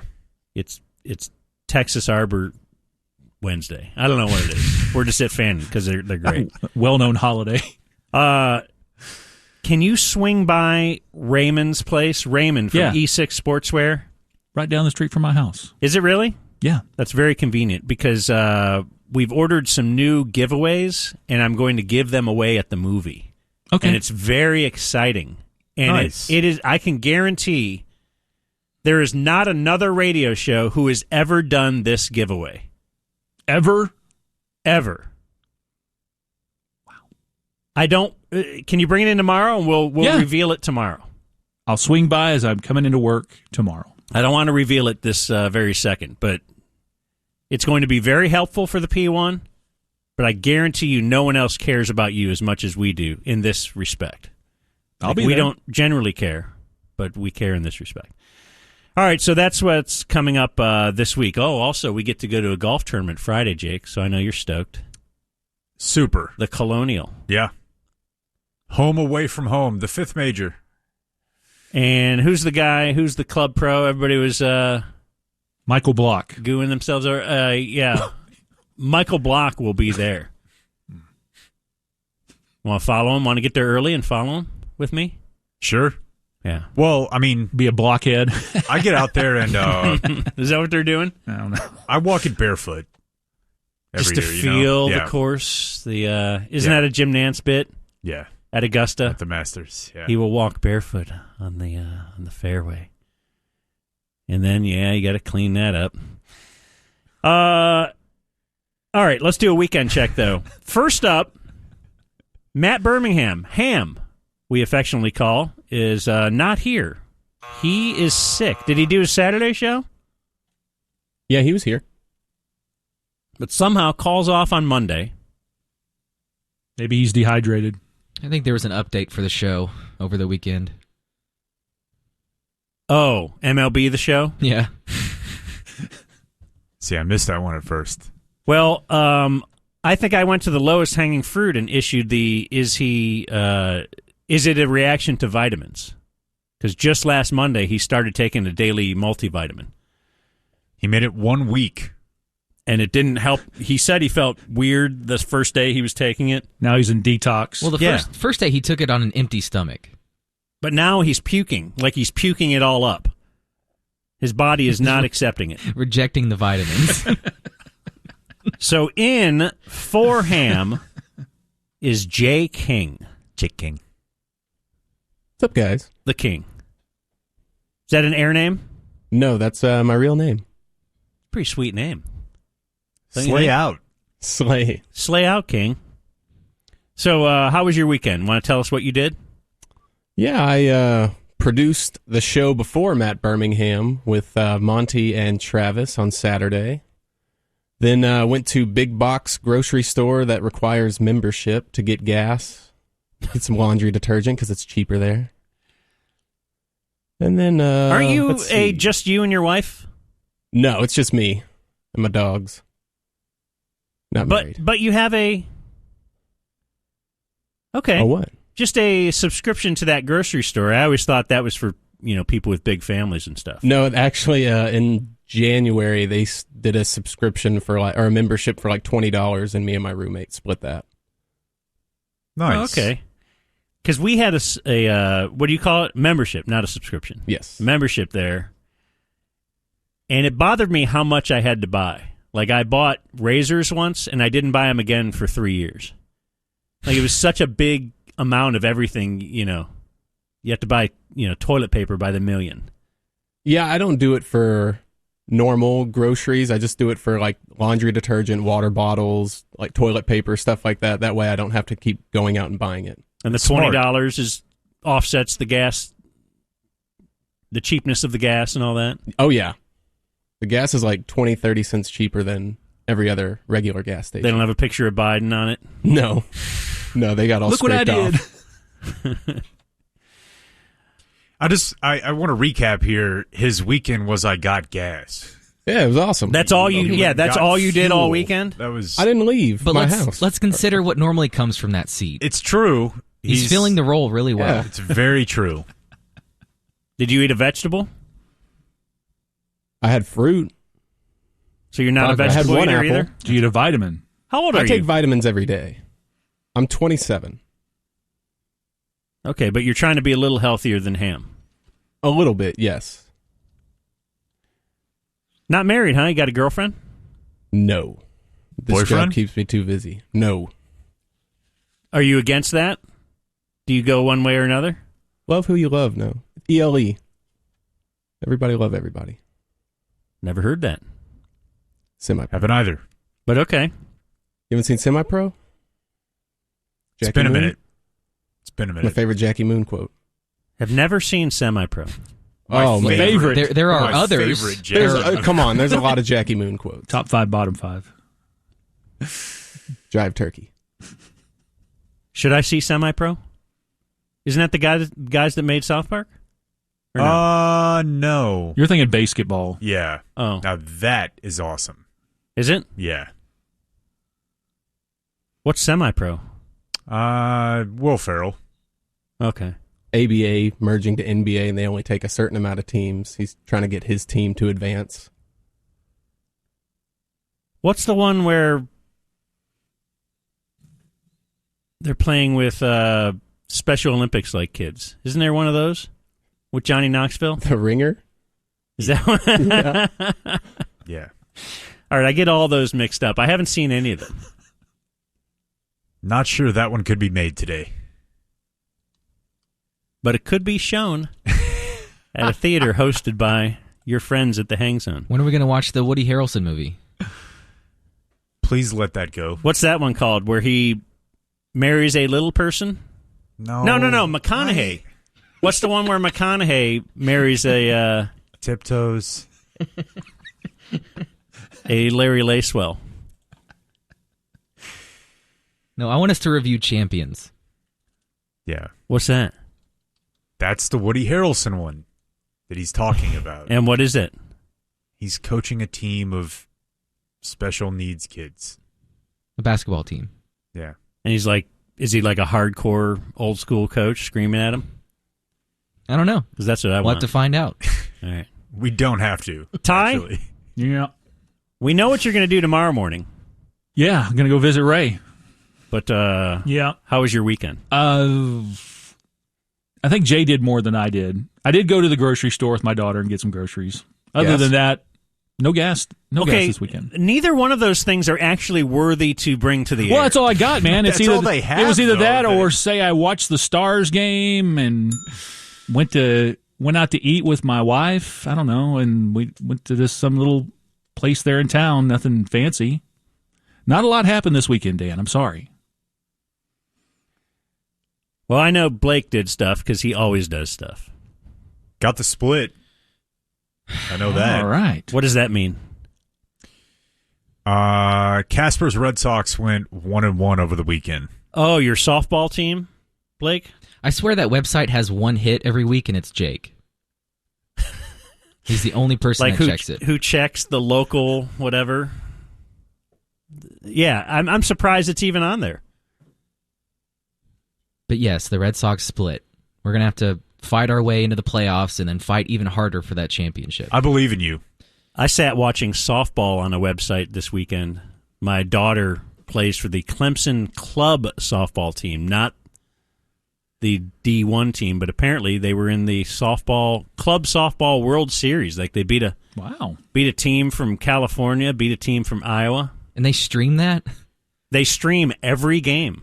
Why are you laughing? Every game. I'm asking. That's every game, they just got a home plate cam at all the fields, and it's amazing. That, texting back and forth with her grandma, which is my mom, and it was big time. Anyway, you didn't ask what I did. Did they win? They won quite a few games, a double elimination tournament. They ended up losing in the final of the losers bracket. So had they won that, they would have popped back to the winners bracket and have been able to play the eventual winner. But no. So they did pretty well. Is this slow pitch or fast pitch softball? Fast pitch. Okay. Slow pitch. Just want to make sure. I don't know. No, slow pitch is for old men. That's true. That's for Blake. Like me. And me. I do have am I the a-hole from softball? Now, it wasn't from yesterday. It was from a couple weeks ago, but I just haven't brought it up to you guys yet. And when you get down to the end of the game, there's a little clock manipulation that you have to do. Like, let's say if you're winning and you are the, Ty, help me out here. If you're the visitors, you want to get that extra inning if you're losing, basically. So if you're the home team and there's like a minute left on the clock, you want to milk the clock so you don't play another inning. Yeah, go out, pitcher conference, infield conference. Yeah, that was done. Whatever. Even in 12U girls. Yeah, then on the flip we would employ the tactics occasionally. On the flip side, if you're losing, you kind of want to speed everything up. You want to get them out. Well, I've always hated that because we're out there to play. So if the other team wants another inning, let's go. Who cares about the win and the loss? We're out here to get at bats, play some deep. In the long run, that should be the way. Yeah. So I hate it, and if I'm trying to speed stuff up and they're holding a meeting, that really gets to me. And so what I'll do if I'm batting and we're trying to waste some time, I'll swing at the first pitch. Let's get another inning in here. Well, that was the situation. We were winning, and the other team was trying to speed stuff up. And so your own team is mad at you. I don't care. But this is what you're getting to. Yeah. So you were also trying to speed things up for the other team. Yeah, because I wanted to hit. I didn't want to stand up there and watch 3 balls go by and us go to the handshake line. I pay to play. I play to hit. That's what I'm out there for. So they throw a pitch as time expires. Oh, no. And I hit it over the fence. So extending the game. So it went from, hey, he's helping us, to, that guy's a big jerk running up the score. What are you doing? Have a little class. Oh, where's your sportsmanship? Okay, now your team is mad and the other team is mad. My team was happy because the game is over, we won, and I hit a home run. But the other team went from, hey, thanks, to, what are you doing? You jerk? So what do you think? Am I the a-hole? Now, was this an end around just so he could tell everyone he hit a home run? No. Well, it's not his first one of the season. I mean... Yeah, how are we doing? Let's see here. Blake has incredible power. That's what I've heard. We're fine. I'm no Joey Welter. You're not. I'll say that. You'll never be. No. Let's see. Okay, we don't have to do this. Can you answer my question? He's got a slug of 1,300. I think... An ops of almost 2,000, Dan. Leading his team. 2,000? Yeah. Oh, sorry. Joey Welter. Yeah. But other than Joey Welter, Blake is leading the Casper's Red Sox. yes, you're there. You're old. You're there to play. Like in a couple years. Although Jake does seem to remember the records. I was going to say though, you won't remember your record of the year. You know, if you won that particular game. Yeah, and I felt like I'm consistent here. I'm always for more play. So I felt like if that would have happened to me, I'd be like, well, you tried. You're an honorable guy. Anyway, I'm Team Blake on you. this one. I also finished another book this weekend. So I've taken the Dan McDowell method of, while Brooks is doing his thing, I'll just read.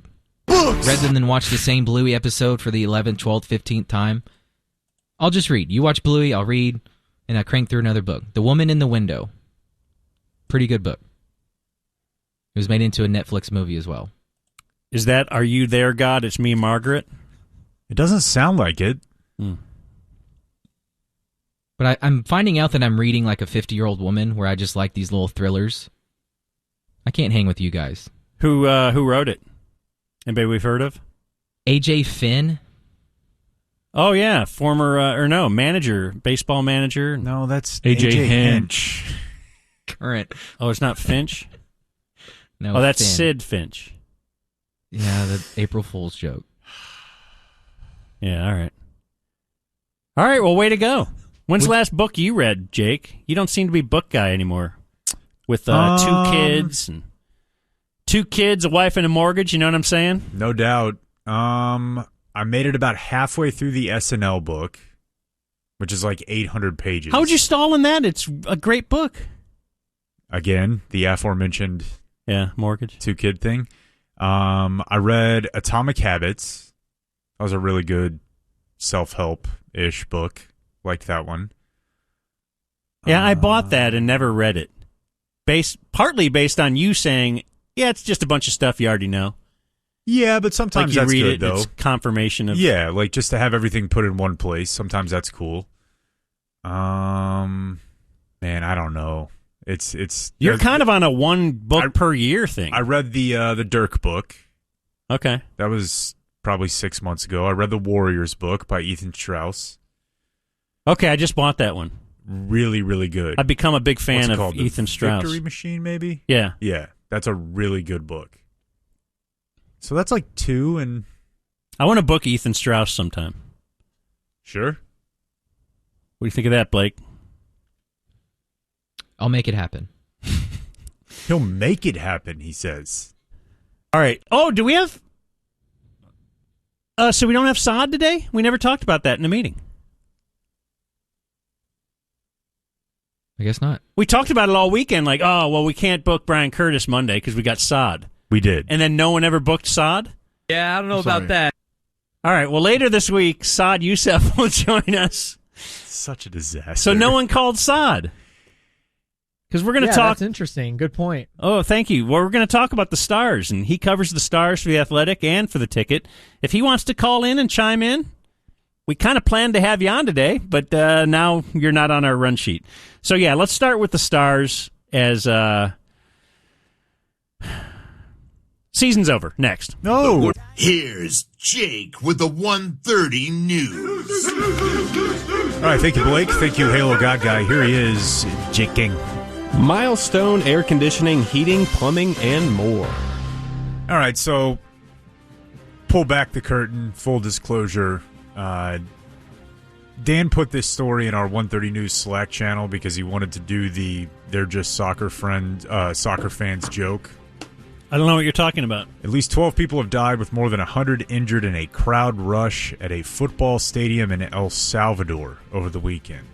That sounds horrible. Why are you laughing at that? I'm laughing at your feigned concern. I'm concerned for all mankind. However, bits aside, that's got to be the worst way to go. In a crush of people? Yeah. Just being trampled? Trampled, crushed, yeah, squeezed. Isn't there actually a playbook? for how to handle that? Yeah. If that happens to you? Don't you remember there was something like that happening at one of those Houston concerts or something? And I was reading something that was saying, yeah, you in that situation, you need to A, B, and C, and you'll be fine. Talking about Astro World? Was it that?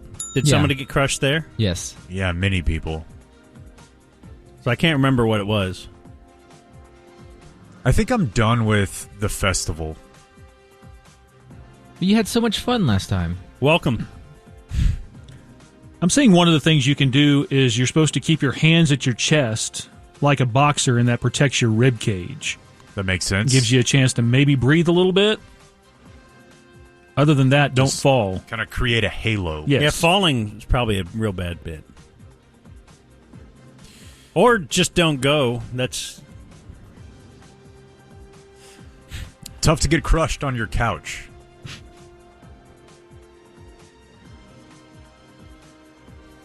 Yeah. I guess you can't just live on... Probably is possible, but yeah. Yeah.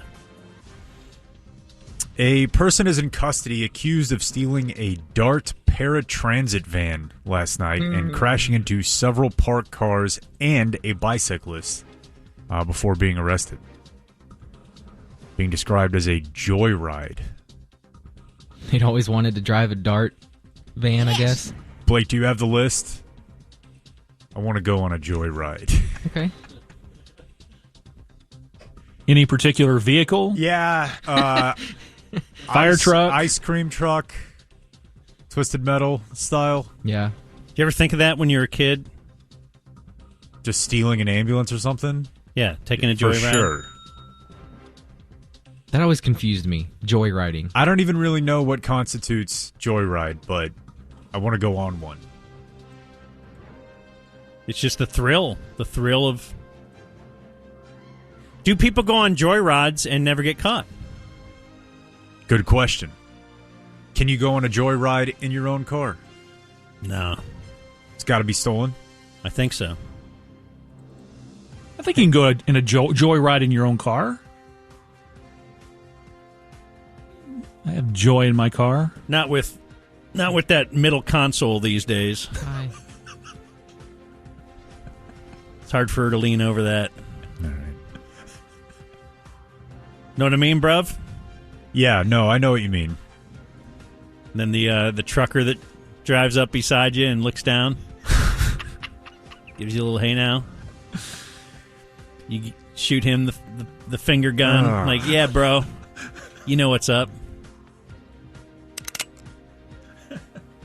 So there's a video on Instagram of the van being driven recklessly in reverse. He grammed it? Someone else did. Oh, okay. A passerby? Correct. Said, hey, there's something happening here. Get on my phone. We have a new TV show being filmed here in Fort Worth. Okay. That's right, folks. Taylor Sheridan has another one. Who's that? Yellowstone and 1883 guy. Oh. And Dallas Cowboys schedule release guy. Correct. Is it kind of a show about tech? It's shot in outer space, yeah. Yeah, is it about the inner workings of a tech company? Because a lot of tech companies are moving to Texas. It is not, Dan. It is a show about a frontier lawman named Bass Reeves. Reeves is known as a former slave who became one of the first black U.S. deputy marshals west of the Mississippi River. So they got all woke. Nothing tech They're woke. related here. Why? Because there's a black guy? Right. Isn't that the way you determine what's woke? Slavery! Oh, a slave not being a slave? Woke. And they have put out the call for production assistants and PAs. What does that mean? Do they need coffee and stuff? Do they need an extra? Why? You looking to get in? I've been in one. Go on. I was in a movie called My All-American. And I was an extra and actually got some screen time. SAG? It was filmed at the Cotton Bowl. Mailbox Money? No. I just did it for the love and the passion. My All-American? It's on Netflix, if you're interested. I'm in a couple scenes. I'm interested enough to write this down. Blake. Did you meet Aaron Eckhart? No. Who's that? I think I sat behind him, though. Is that the guy from Thank You for Smoking? Two-Face? Yeah, that's how you would know him. I don't know what that is. Dark Knight, bro. And he was in Thank You for Smoking. Yes? Yes. Okay, yeah, he's great. I don't know Dark Knight. What? He's a Superman fan. I think Ham is about to call in. Have you I've never seen The Dark Knight? Dark Knight. No. I mean, I know you're a Marvel guy, but... Yeah, Aaron Eckhart's great. Got a butt chin. Production assistants work under the assistant directors for the entire production day. So you're running errands. Yes, you're getting coffee and water. Yeah. But the job posting has been listed.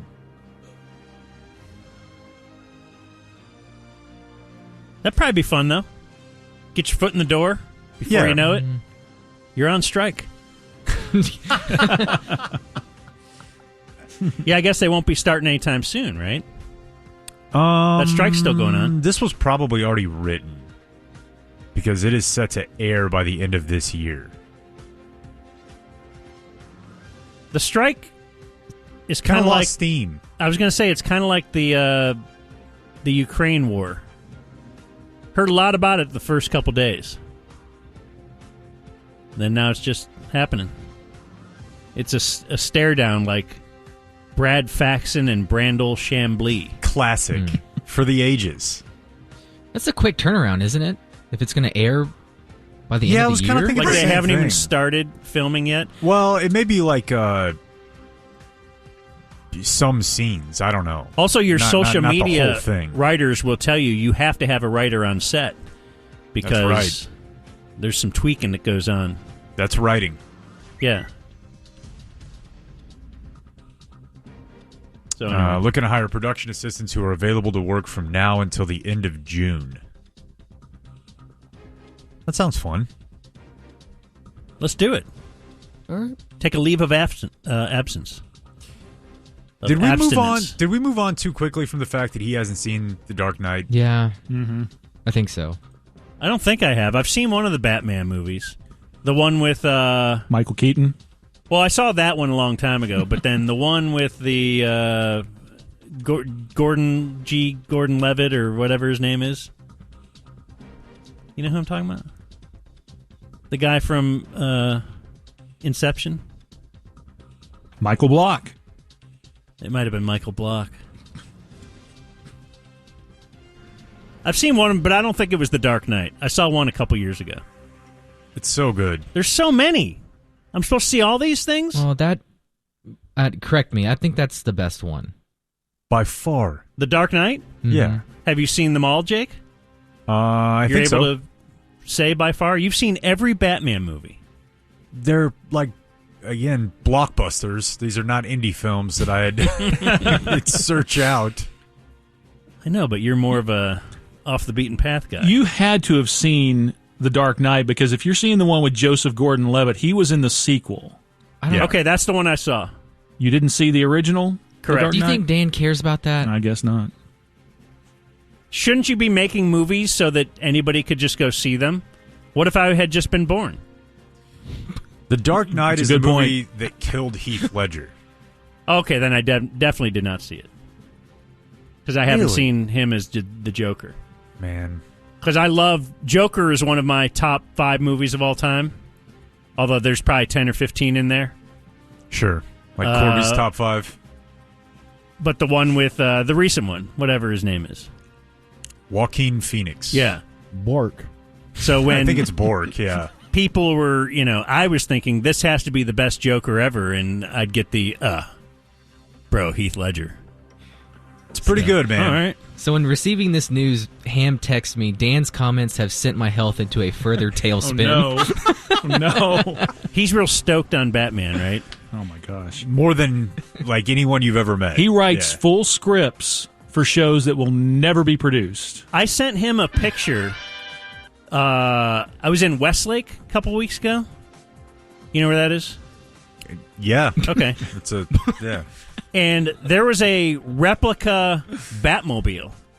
Like some dude made his car up to look like the Batmobile. I sent him a picture of that. It was probably 2 months ago. And 1 month later, he responded with a thumbs up emoji.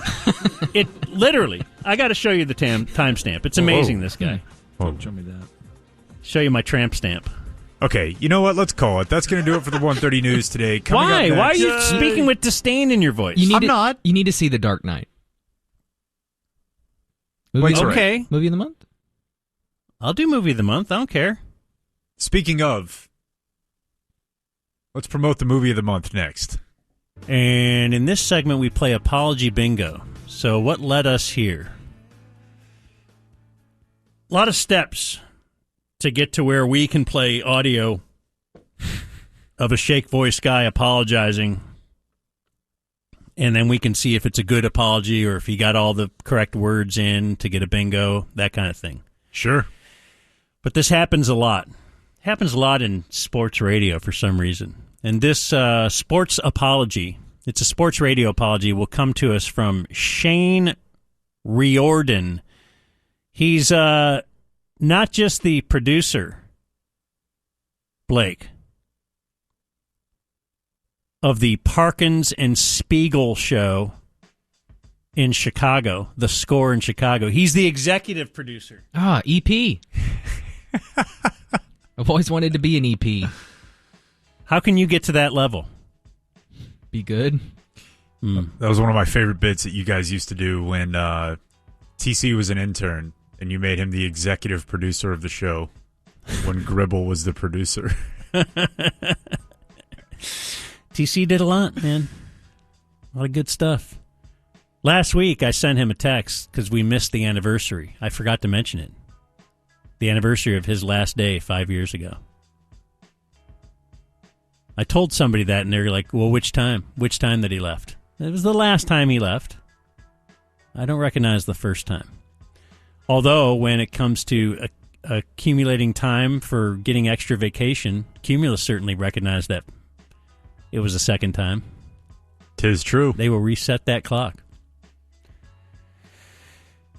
Anyway, how do we get to where an executive producer on Chicago sports radio is issuing an apology and, in fact, was suspended for a week from his job?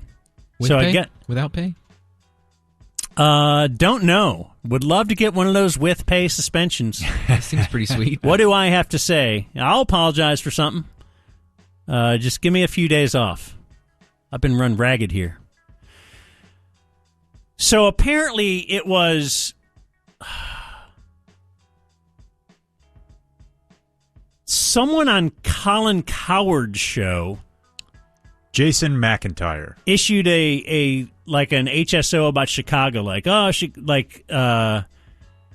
Cowherd was saying he likes Chicago. His guy is like, it's a war zone. Okay, so that's where it all started. It was a very throwaway, quick comment. Yeah, which is that's pretty boilerplate stuff, right? Like you say that Chicago is Afghanistan, etc.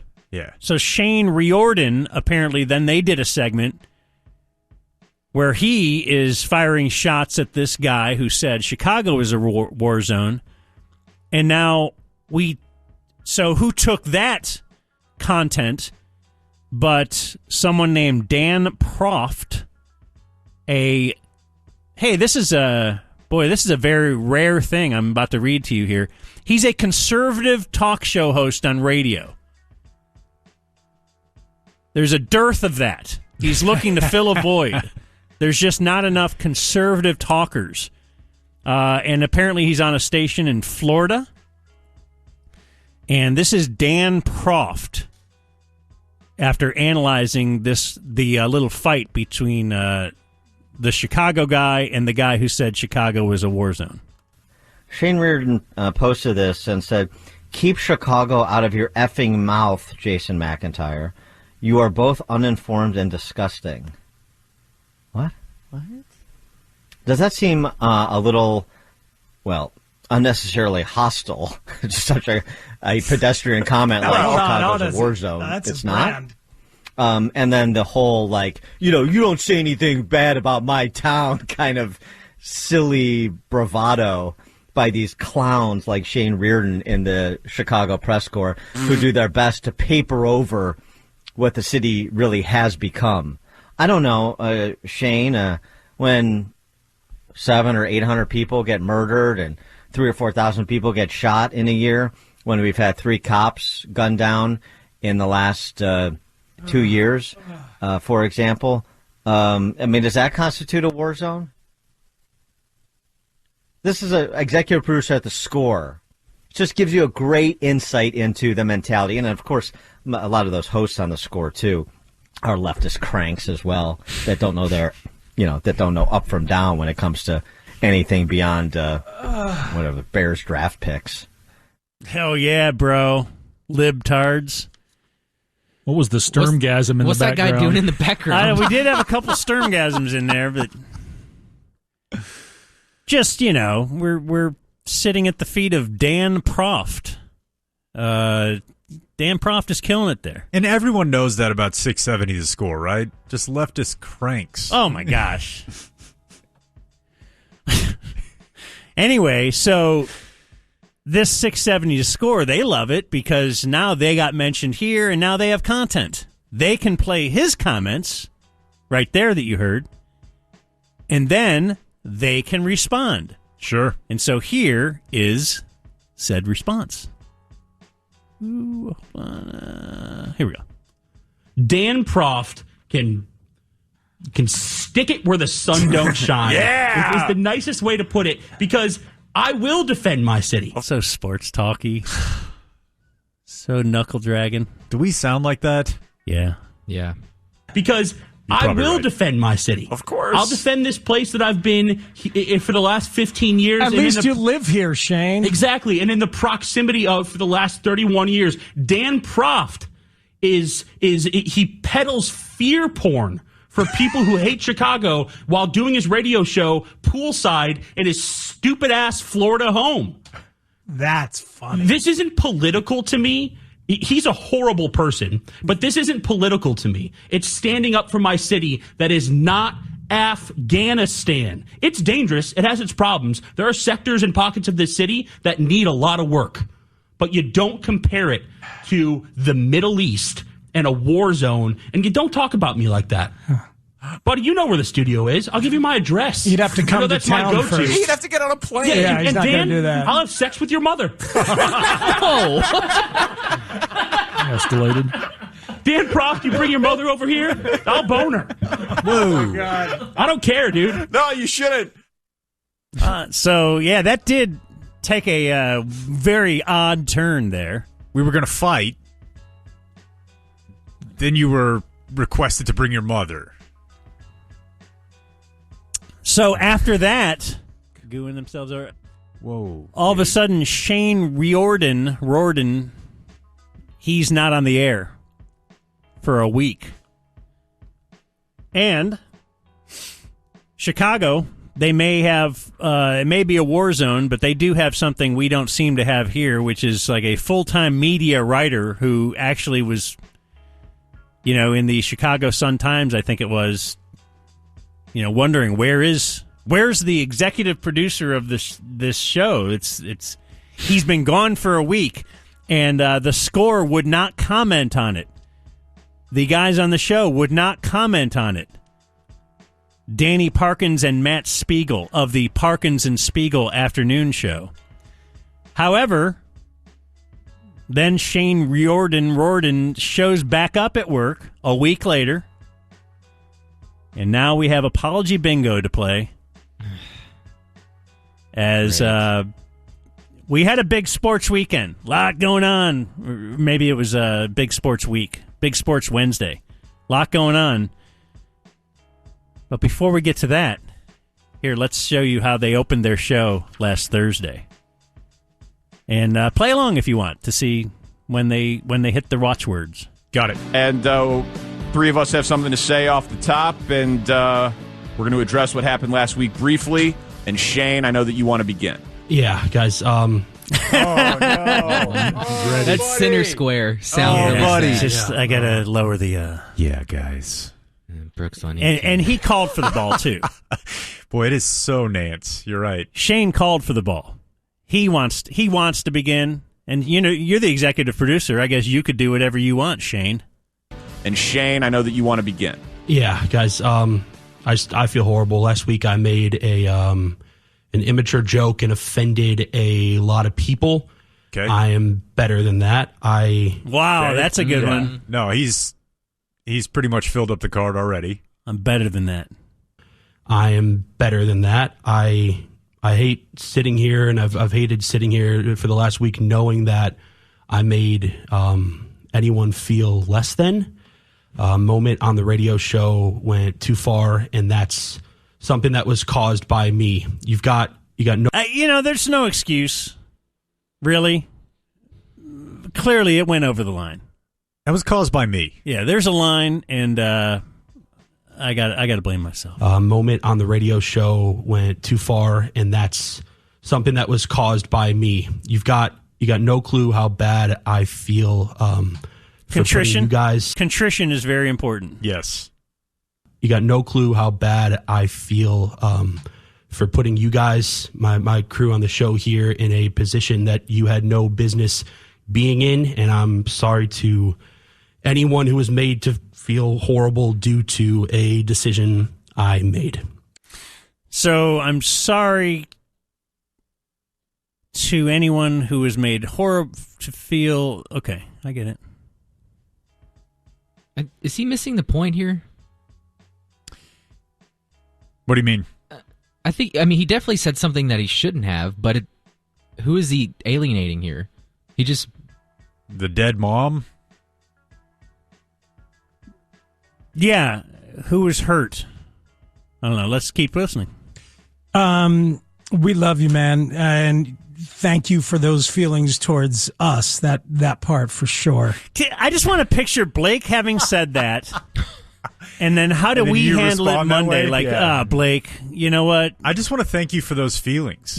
Blake, your feelings and what you just said really has elevated me. We love you, man, and thank you for those feelings towards us. That part for sure. Look, we've all talked, I think, and learned a lot. Okay. It's just about education.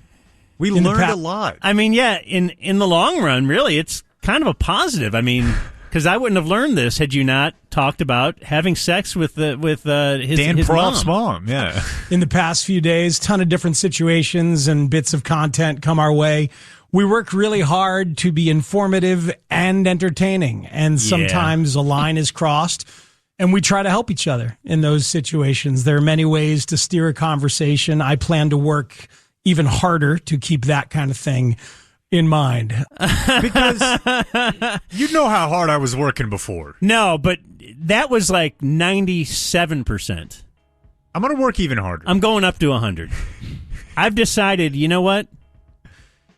You're worth it as executive producer. You're a man that I love. And we try to help each other in those situations. There are many ways to steer a conversation. I plan to work even harder to keep that kind of thing in mind. And our goal every day is just to make people happy that they invested time with us. I look forward to getting back to that. Yeah, we don't want to hurt. We're not trying to be divisive. We're just guys. We're just bros broing down. That's amazing. Which is what we're going to do. And I obviously own my role in what happened. Oh, okay, so this is other co-host. Okay, he's going to say, you know what? I was there too. You two guys are not owning your role, if I were to say something like that. Yeah, he was probably the one going, yeah, you boner, bruh. Which is what we're going to do. And I obviously own my role in what happened. Our goal is to have fun. And I think that that's what we do the vast majority of the time. Even if a line was crossed, which it was. You know what? Why are you talking about that part?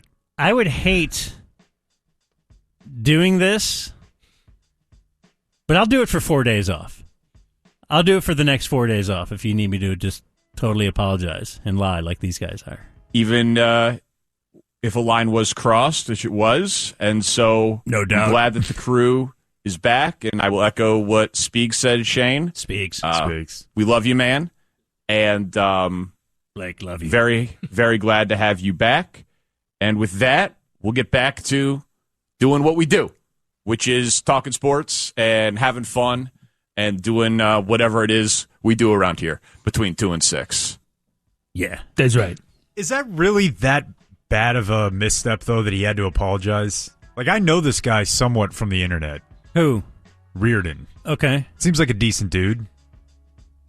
I don't want to have to give my own speech here, but was that bad? Yeah, I think that's... I don't know.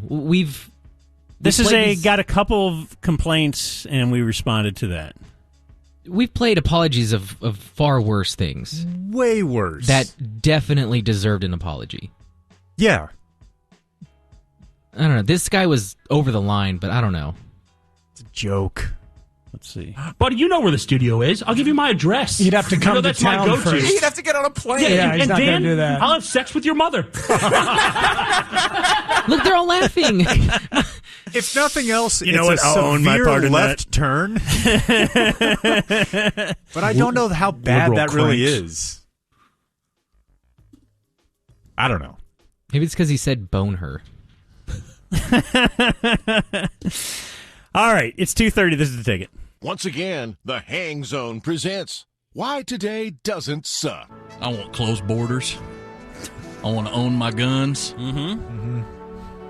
I don't want any rainbow fentanyl getting given to my kids. That would be terrible. Yeah, I don't like that either. And now, here are your hosts, Jake Kemp and Dan McDowell. Oh, no! All right, at 2:57, here he is, Jake King. Thanks, Jake. Eatsy's Market and Bakery brings you Dark Knight Dan. Dan's never seen The Dark Knight. Dan. But he saw the sequel. Damn. After that one guy died, I was like, oh, no, I don't want to watch It's so it. good. Too soon. This is Corby's favorite actor ever. I can't. Oh, yeah, I forgot he was in it. Yeah. You'll love him. All right, I'll watch it.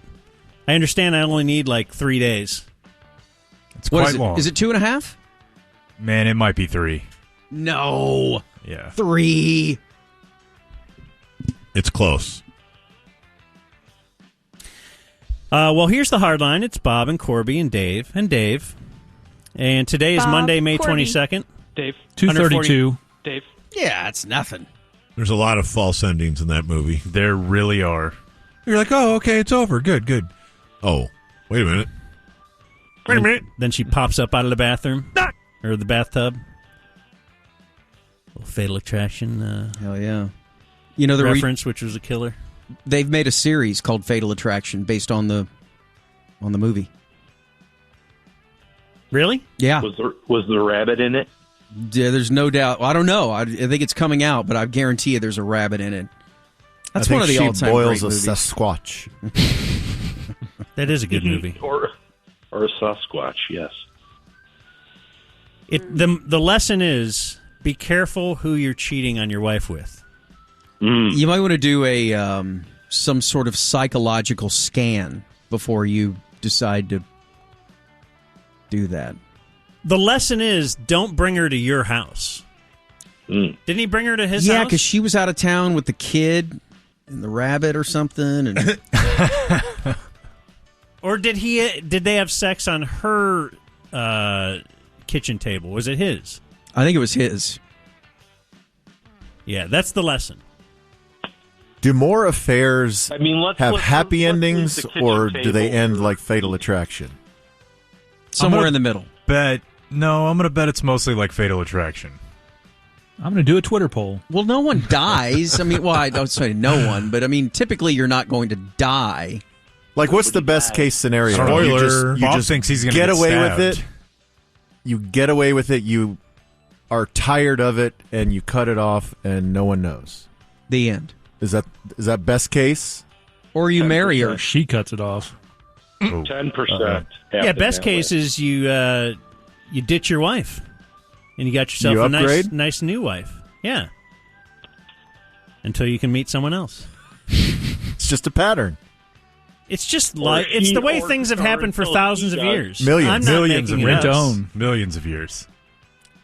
Millions. Fortunately or unfortunately. True. Depending on your point of view. It's Monday, May 22nd, 142nd day of the year, 223 days left in 2023. On this day in 1962, it was Continental Airlines Flight 11. Jeez. Okay, can I guess? I'm pretty good at these. They're safe landing. They're going to go from Chicago to Kansas City. All right. So they land in Kansas City, and Lamar Hunt greets the passengers, and they all have season tickets to the Chiefs games. With the Kelsey mom there. I mean, it could be Delta, right, Jake? Did I get it right? Actually, it crashed after a bomb exploded. Passenger brought a bomb on board. I don't know if they attached power to it. Those aren't allowed.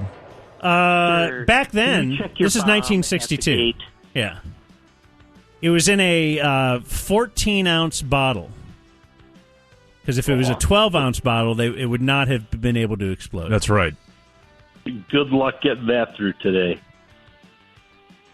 On this day in 1964, President Lyndon B. Johnson, who was named after a freeway, That's true, outlined the goals of his, quote, great society, saying it rests on abundance and liberty for all and demands an end to poverty and racial injustice. Good for him.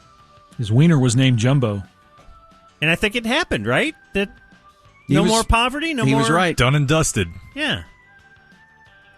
On this day in 1992, after nearly 30 years, Johnny Carson hosted the NBC Tonight Show for the final time. God, I remember where I was. What year? 92. Doc's not here. Corby was baked watching this. I was at the oil baroness's place, and hey now, Stinky. Yeah, we watched.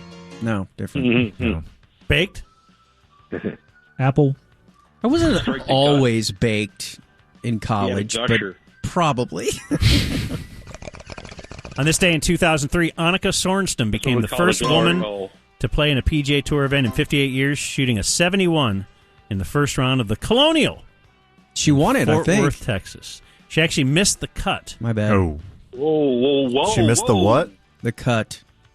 It's a very standard golf term. She got that. What airline did she fly in on? Four shots she missed the cut by. It's too bad. And she played from the Red Tees, too. You know that?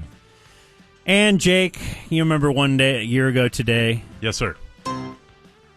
When Kate McKinnon and Pete Davidson had their last Saturday Night Live.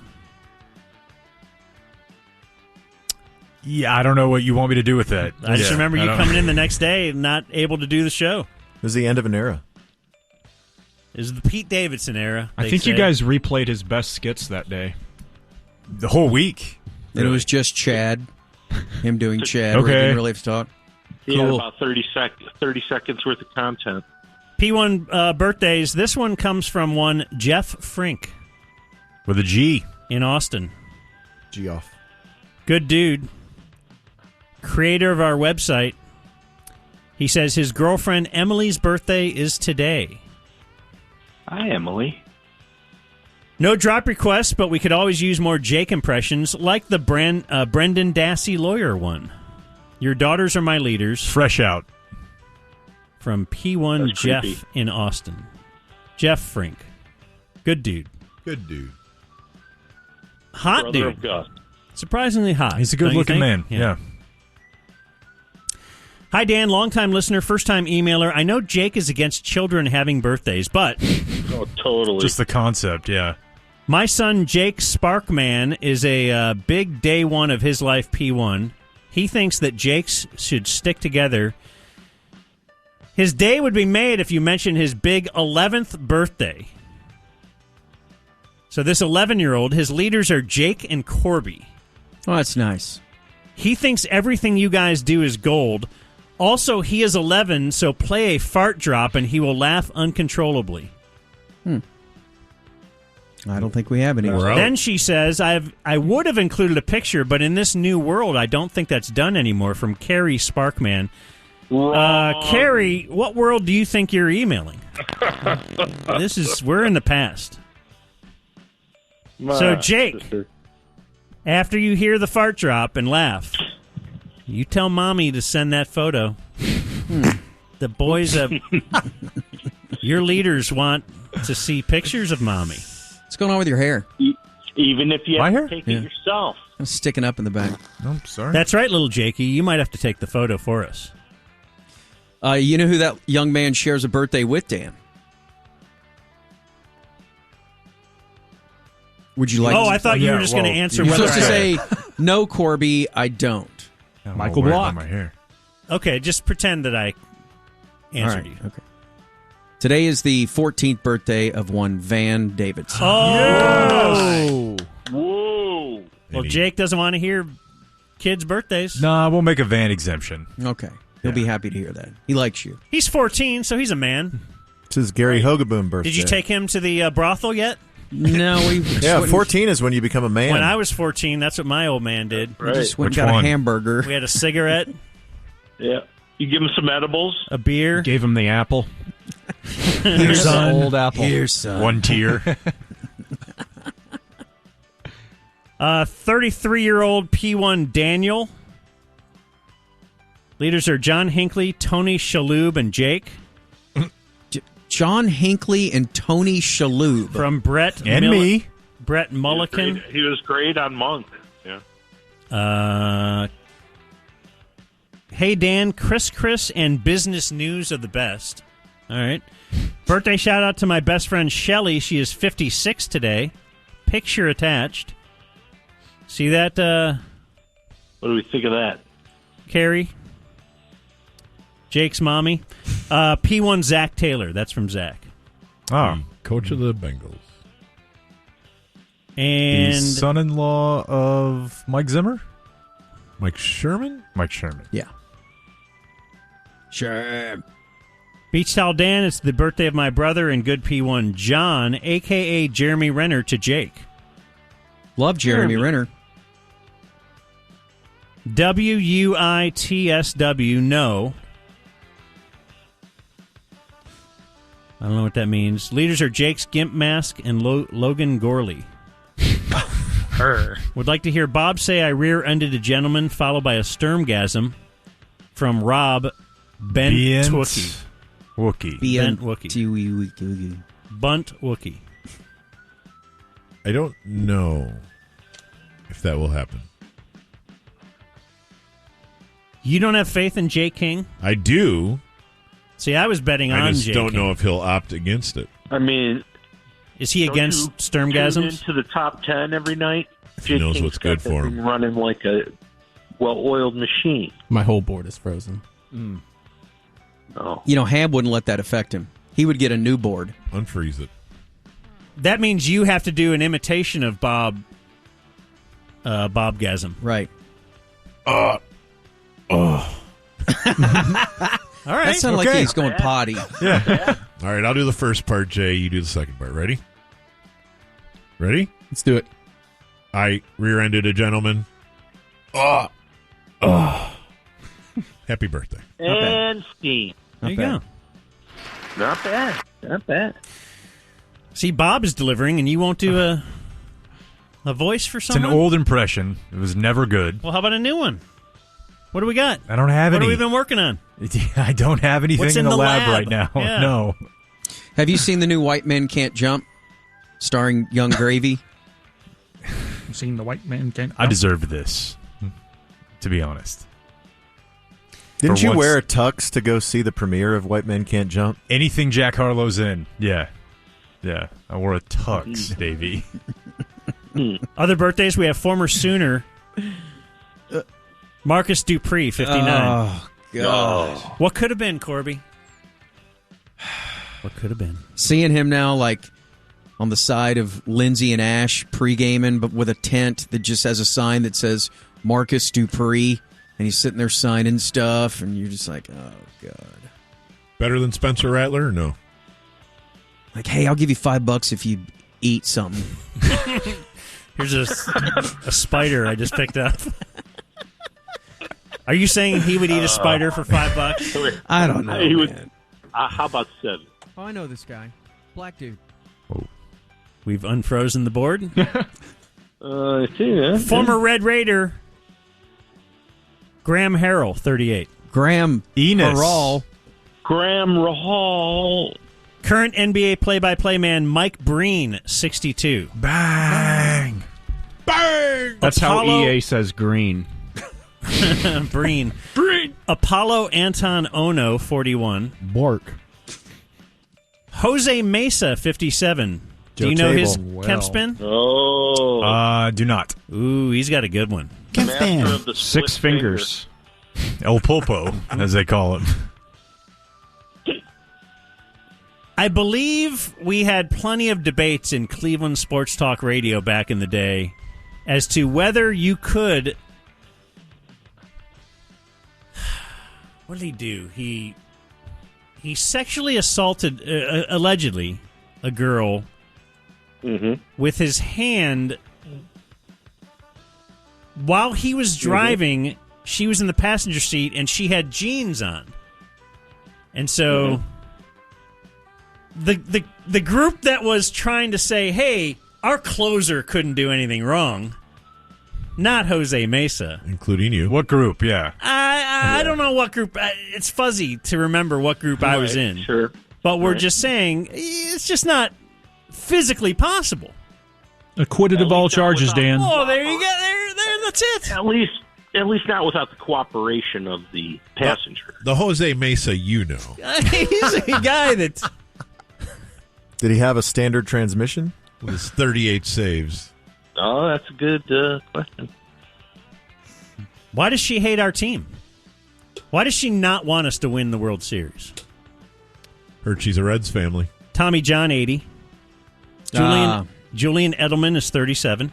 It was said his split finger was never the same after that. Didn't Julian Edelman... What was the story, Jake, about those guys all going to the Kentucky Derby on X or something like that? David Blatt is 64. Dan. Yeah. Well. Oh, another guy who doesn't know what he's doing, right? Absolutely. Idiot. Lori Markkinen, 26. Could have been a Maverick. Very good player. Novak Djokovic. Looks like it was is 36. Welker was the Molly guy. All right. Actor Brooke. And why did we know that? Orlando Skandrick. Why did we know they were doing X or Molly or whatever? I think they got fined. They tested positive for it? Or were they just so happy at the Kentucky Derby? Curfew. Actor Brooke Smith is 56. You may know her from Grey's Anatomy, or she was the big girl in Silence of the Lambs. The senator's daughter? The one in the well. Yeah. Great big old front person. She great big man. Brooke Smith. It rubs the lotion on its skin. Mister, I'll give you whatever you want. My mama's a real important lady. Ted Kaczynski is 81. Supermax. The Unabomber. That's an underrated impression you do, Corby. The co-founder of Facebook, Dustin Moskovitz, is 39. Morrissey is 64, Dave. Whoa! Dave. I'd like to wish you an unhappy birthday. I think he's known as the Smiths guy who's still alive. One of the four, or three of the four. Jeez. Born on this day, now dead. Oh, wait a minute. Sir Arthur Conan Doyle created Sherlock Holmes. T. Boone Pickens. Killer. That's the ticket's own. Invented oil. And Hey, how's it going? I'm Killer. Corby, I want you to understand this person is dead, but let's celebrate his life. Today's his birthday. Okay. If he was still alive, he'd be celebrating it today, and we should just be happy that we had him on this planet. Born on this day, now dead, Harvey Milk. Oh my The gosh. importance. The day after the PGA? Like you're doing this to me? Again, celebrate that he's there. Dead on this day, still dead. Let's give you Martha Washington. She always had a carved-out apple. That promoted the Fire Festival. What a good lady. And Thurl Ravenscroft. The board is apparently unfrozen. Do you think Harvey Milk was smiling down from above when Michael Block dunked that on 15? I think so. I think of all the people in heaven, Harvey Milk was the happiest. I think that was exactly what heaven neaded at that minute. Yeah. Dead on the Stay Still Dead, we have Thurl Ravenscroft. Down day up there. He was a voice actor. He sang the Grinch song. Who's Tony the Tiger, right? And he was the voice of Tony the Tiger for 50 years. Great. So, I wonder what he made from that. Bank? No. Mad Cheddar, yo. 5. No. And 4. Still had the idea, though. 3, 2, and you're done. Shut it down! Let's go! But we should stop down now for Entertainment news for you. which is brought to you by All Pro Foundation Repair and Window Nation. There he is, and let's bring him in. Here he is, Dave. I've been here the whole time. Go Dave. Hey, what's up, Dave? All right, before we get to the latest in Dude Perfect news, let's check in on the Cannes Film Festival. Oh, is there a standing ovation for many films? Yes, we have a new leader in the clubhouse for standing ovations. Is that the only story we ever get out of Cannes now? Pretty much. Is the Is this, length though, of the one ovations? that may deserve it? Is this Killers of the Flower Moon? Yes. Saturday night, the latest from Martin Scorsese, Killers of the Flower Moon, premiered. Fine. And it got the biggest ovation so far at Cannes. It's a 3.5-hour movie. Stars Leo and... Wait, let's back up. Let's back up a little bit. I have a question. Yes. What did you just say? It's a 3.5-hour movie. 3.5? Come on, man. Stars Leonardo DiCaprio, Robert De Niro, and Lily Gladstone. The ovation, 9 minutes. And they say it would have gone longer, but Scorsese was going to speak after the film. Yeah. And so they had brought him up to the stage, and he had mic in hand, and he was mouthing thank you and kind of asking the crowd to settle down. French people. We've been here for 4 hours. Can I please? I have to pee. Don't you guys want to go eat at some point here? My diaper's full. This is the last. This is the last book that I read, The Killers of the Flower Moon. It's an amazing book. Yeah, so Echo and the Bunnyman, right? As many of Scorsese's movies are set in New York, this is set in northeastern Oklahoma, as members of the Osage Nation are systematically murdered.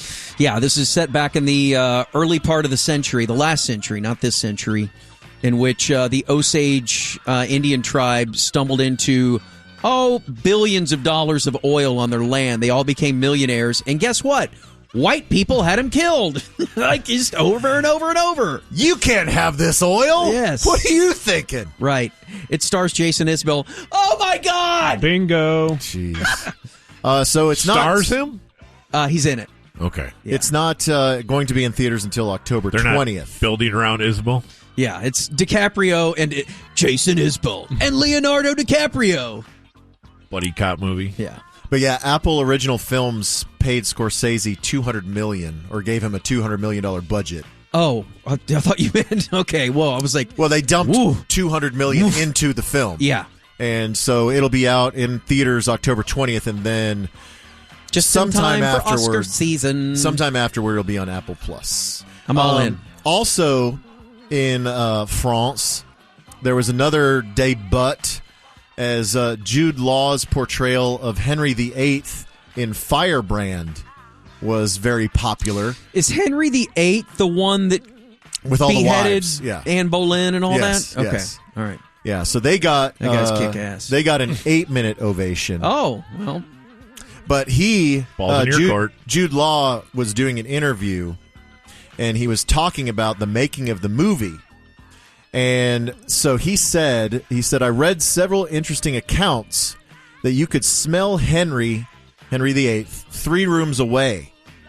that his leg was rotting so badly, he would hide the scent with rose oil.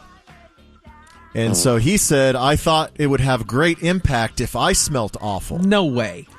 So he found a perfume specialist to create a custom blend of smells to capture the odor of the king.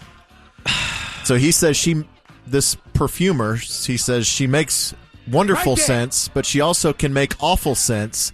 And she somehow came up with this extraordinary variety of blood, fecal matter, and sweat. God, dude! He said, initially I used it very subtly and thought I'd use it myself just to kind of get in character. Yeah. But then he said, I then went rogue and it just became a spray fest. He would just spray it all over himself. Yeah. And the entire set stank of his perfume. Let's see. Henry VIII, he lived a pretty long life for that time. 1491 to 1547, so not He's terrible. in. Yeah. Yeah, let's put him in. Put him in. Did he die of leg rot? I don't know if that eventually got him, but he was kind of gangrenous. Is that a word? Yeah. For the last couple years of his life. I think it's gangrene. Gangrenous. Gangrenous. Let's see. God, she got married so many times. Physical decline and death. He had a waist of 54. Sounds like it was a combination of syphilis, scurvy, and obesity. 54. 54. inch He had to be waist. moved out of his castle with the help of, quote, mechanical devices. He was covered... Oh my Like God. a crane? Listen to this. He was covered with painful, pus-filled boils, suffered from gout, and his obesity and other medical problems can be traced to, same thing that happened to you, Bob, the jousting accident in 1536 in which he suffered a leg wound. You can't mess around with jousting, you know? Yeah. People think it's all a big game, but be careful out there, kids. Yeah, I mean, 1 minute you're jousting, the next minute you have a 54-inch waist. Right. Girls don't dig Fat kings. leg rod. I mean, if you're the king, though, they have to pretend that everything's cool. Oh, God, they're like rolling all over him Yeah. and stuff. Gross. It's like Princess Leia with Jabba the Hutt. Right. Exactly. So disgusted Thank by you. it. No wonder. I'm sure Anne Boleyn wanted her head cut off. She cheated on him, right? That's what happened. Allegedly, yes. Yeah. I mean, why wouldn't you? Right. Did she get beheaded at the Tower of London? She did, I believe. She was held at the Tower of London. I think believe. she was beheaded there in that square. I believe they did, yeah. I believe I just took that tour and totally forgot about it 2 weeks later. Quick note, back to Leonardo DiCaprio. So Quentin Tarantino has a podcast called Video Archives, and he announced on Friday in this podcast that Rick Dalton, Rick Dalton, the 60s actor portrayed by DiCaprio in Once Upon a Time in Hollywood, that Quentin Tarantino announced that he has passed away. Oh. So, you know how Quentin Tarantino is, like, really diving headfirst into the lore of all of his projects. So he tweeted, "We are saddened by the news of the passing of actor Rick Dalton, best known for his roles on the hit TV series Bounty Law and the Fireman trilogy. Rick passed away peacefully in his home in Hawaii and is survived by his wife, Francesca. R.I.P. Rick Dalton, 1933-2023. Well, I'm glad that he... Good run. Yeah. I'm glad that he died in Hawaii. But he said, like, as part of his, I guess he did a novelization of Once Upon a Time in Hollywood, and he said that he also wrote a book about Dalton's career. He said, I wrote the Films of Rick Dalton book. It's written as if Rick is real. He said, you know, they have the films of Charles Bronson or the films of Anthony Quinn. Well, he said, I wrote it just like that. Basically synopsizing everything he ever did and pulling out critic quotes and stuff. What did y'all think of Once Upon a Time in Hollywood? I loved it. I thought it was fun. I did too. Yeah. I don't know where to rank it, you know? I mean, it's not great, but it was enjoyable. It's a lot of fun. It is fun. And he captured the time. Yeah, and that was just cool. the vibe perfectly. That was cool. Do you know Sydney Sweden's in that? She's one of the Manson girls? I believe so, yeah. Let's look Sydney this up. Sweden. That's who Mino's going to marry. Sweeney. Sydney Sweeney. What about Bad Bobby? We've ruled her we've out. replaced her. Years ago. With the girl slightly older too with old. bigger boobs. Not Reggie Swinton. No. Reggie Swinton. Thank you, Mino. The Foo Fighters have announced the successor to Taylor Hawkins behind the kit. So they put out a video yesterday. They had kind of a sketch where they were rehearsing and they had different drummers come in to their rehearsal space. Chad Smith from the Chili Peppers, Tommy Lee from Motley Crue, Danny Carey from Tool. Animal from the Muppets? No Animal. That would have been great. Yeah, Tommy Lee showed up with Takeout from P.F. Chang's. Yeah, so the bit is the band's in there and they're like talking about just random band stuff. It's like, oh, where'd you get the guitar strap? Oh, I got that. I've been in, blah, blah, blah. And they're talking and there's a knock on the door. Come in. And it's Tommy Lee. And you're like, and he's got drumsticks and he's sitting there twirling them and he's like, hey, guys. And you're thinking, oh, Tommy Lee's a new drummer of the Foo Fighters. And then he's like, hey, guys, I got your Takeout for P.F. Chang's. Oh, cool, Tommy. Thanks. Just put it over there. That's great. And then the drummer from Tool walks in. He's got his... Yeah, he's like, I got your poodles groomed for you. Yeah, they're two standard poodles groomed. They're like, we didn't even know we did that. Yeah, so then they reveal that John Freeze is sitting behind the kit, and he's like, hey, can we get on with it? Can we just play a tune? And they're like, oh, yeah, sure. So he's a lifelong friend of Taylor Hawkins. They go way back. He played in the tribute concert for Hawkins at Wembley back in September, and he actually used Hawkins' kit as a tribute. But he's played with Guns N' Roses, Nine Inch Nails, The Offspring, Paramore, Blink-182. He's a very accomplished drummer. He says, I'm famous to the drummer kid that lives down the street. So he's like, musicians, drummers know him. Your average music fan won't, but he is going to carry the torch for Taylor Hawkins. So that's cool. The Chargers quarterback, though, so we all know John Freeze, right? Oh, my goodness. This is back to sports. 3 in a row. Just heat check. Then he went to the Seahawks, right? Okay, I have to go home. 2 more music quick hits, and then we got to play a quick bit from Dude Perfect. So Kurt Cobain's guitar, the one that he smashed on stage right around the release of Nevermind in 91, it was reassembled.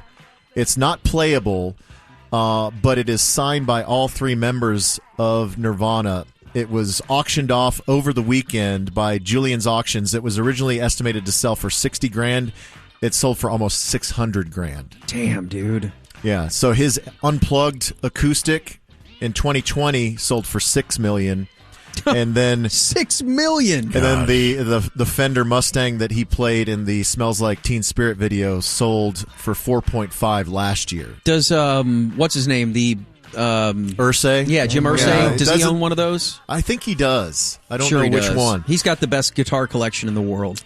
Super quick hit. We had the story on Friday from the Campound that Jay-Z and Beyonce bought the most expensive home ever in California and the second most expensive home ever in the United States. $200 million for that Malibu cliffside giant Art Deco space. 3-2 Charmer. Yeah, I forgot to go on YouTube and look for someone touring that thing. Usually they'll put a big line on the there. Zillow virtual tour. Yeah, let's do that. Yeah. They paid it in cash. $200 million in cash. Why not? Like a gym bag? Yeah, a duffel bag full of cash. And finally, Dude Perfect. Like, what do? Do you just write a check? I don't know. Maybe Venmo. Corby's Nemesis, Dude Perfect. It's not mine. It's the world's. They have made a world record, the highest basketball shot ever. Oh, okay. So I'm pretty excited about this. Did it take them 2 shots? 3, right? They did it on their first try? No. Oh. It took them a little bit longer than that. So How long? So they set the original record in 2016 from a 530-foot tower in Oklahoma City. Then that was broken by a YouTube star named Derek Heron in 2018. And he made a shot of 660 feet. Mm-hmm. And so Dude Perfect, over the weekend or at the end of last week, they made a shot from 854 feet off of the Strat in Vegas using the sky jump platform on the 108th floor. It took 3 days, 900 attempts. Yeah. What's the point? There isn't one. We could have done that. Fewer than 5. We could have done that. But you didn't. Anybody that has the time to waste up there throwing balls could have done that. Yes. You know what you sound like? No. Like you wanted Will Chamberlain to score 100 in his first game. Like you're like your buddy who thinks. Did they say Moses Moody after every miss? You're right. Yeah. You're like your buddy who Dookie. thinks that Pavelski using the shaft of his stick is luck. Right. These guys are just that talented. Yeah, they're just like Pavelski. 3 days. So what a beating to go get the ball 900 times. Though. Right. They only had one ball. Fewer than 5 of the attempts were even within 10 feet, and none hit the rim until this one banked in. This is the world's highest basketball shot.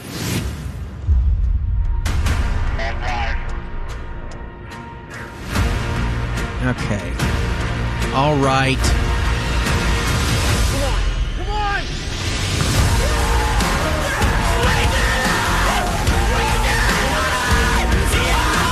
on! This? Go away. That's that right there, triumph of the human spirit. I mean, you can tell by how uplifting the music was that it was a really. It wasn't just a ball falling through a hoop on the rooftop of a Vegas strip mall. No, it was more. It was magic. It was solving problems and lifting up children and making them believe that their dreams can come true. And most importantly, something Corby could never do. That's right. I wish that basketball would have landed on one of their heads and it exploded like a grape, like in Game of Thrones with the mountain. Just popped it. No, I'm joking. I want them to live long and healthy and wonderful lives. And make even more money. Make all the money in the world. Make all of it. They're great. All right. Okay. Community Quick Hits! Brought to you by DFWsecurity.com and Hiley Mazda of Hearst and Arlington. All right. Here's Dave. All right, so, Corby, I don't know if you were aware as a Arlington denizen from birth, basically. Pure Arlington grit. That there is an order of nuns called the Discalcid Carmelite Nuns. I'm sure I butchered that. But they live on 72 wooded acres in Arlington, and they've lived there since 1958. Ty, do you know where this is? I have no idea about the Carmelite nuns. You ever tried to make a play over there? A what? Go on, Dave. So, nuns, they have sued the Fort Worth Catholic Diocese because they say the bishop of the Fort Worth Catholic Diocese is shutting down their monastery over fabricated allegations that the Reverend Mother, the head of their order, violated her vow of chastity with a priest. Oh, boy. So, according to the court affidavit from their suit, they say that the bishop and other diocese leaders stormed into their monastery on at least 3 occasions, interrogating the nuns for hours, seizing their computers and a phone, and then later blocking priests from conducting mass at their monastery. And so the head nun is Reverend Mother Teresa Agnes Gerlach. And she has lived there for 25 years. Mm-hmm. And so the attorney for the nuns says that the Reverend Mother Gerlach uses a wheelchair and a feeding tube. Oh, God.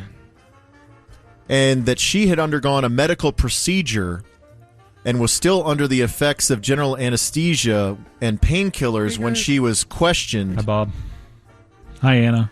And she can't remember what she said when she was being interrogated. So if she admitted to having sexual relations with a priest, it was when she was so zonked out, she didn't know what she was saying. And she's in a wheelchair and on a feeding tube. She's not hooking up with a priest? Dude, this is so weird.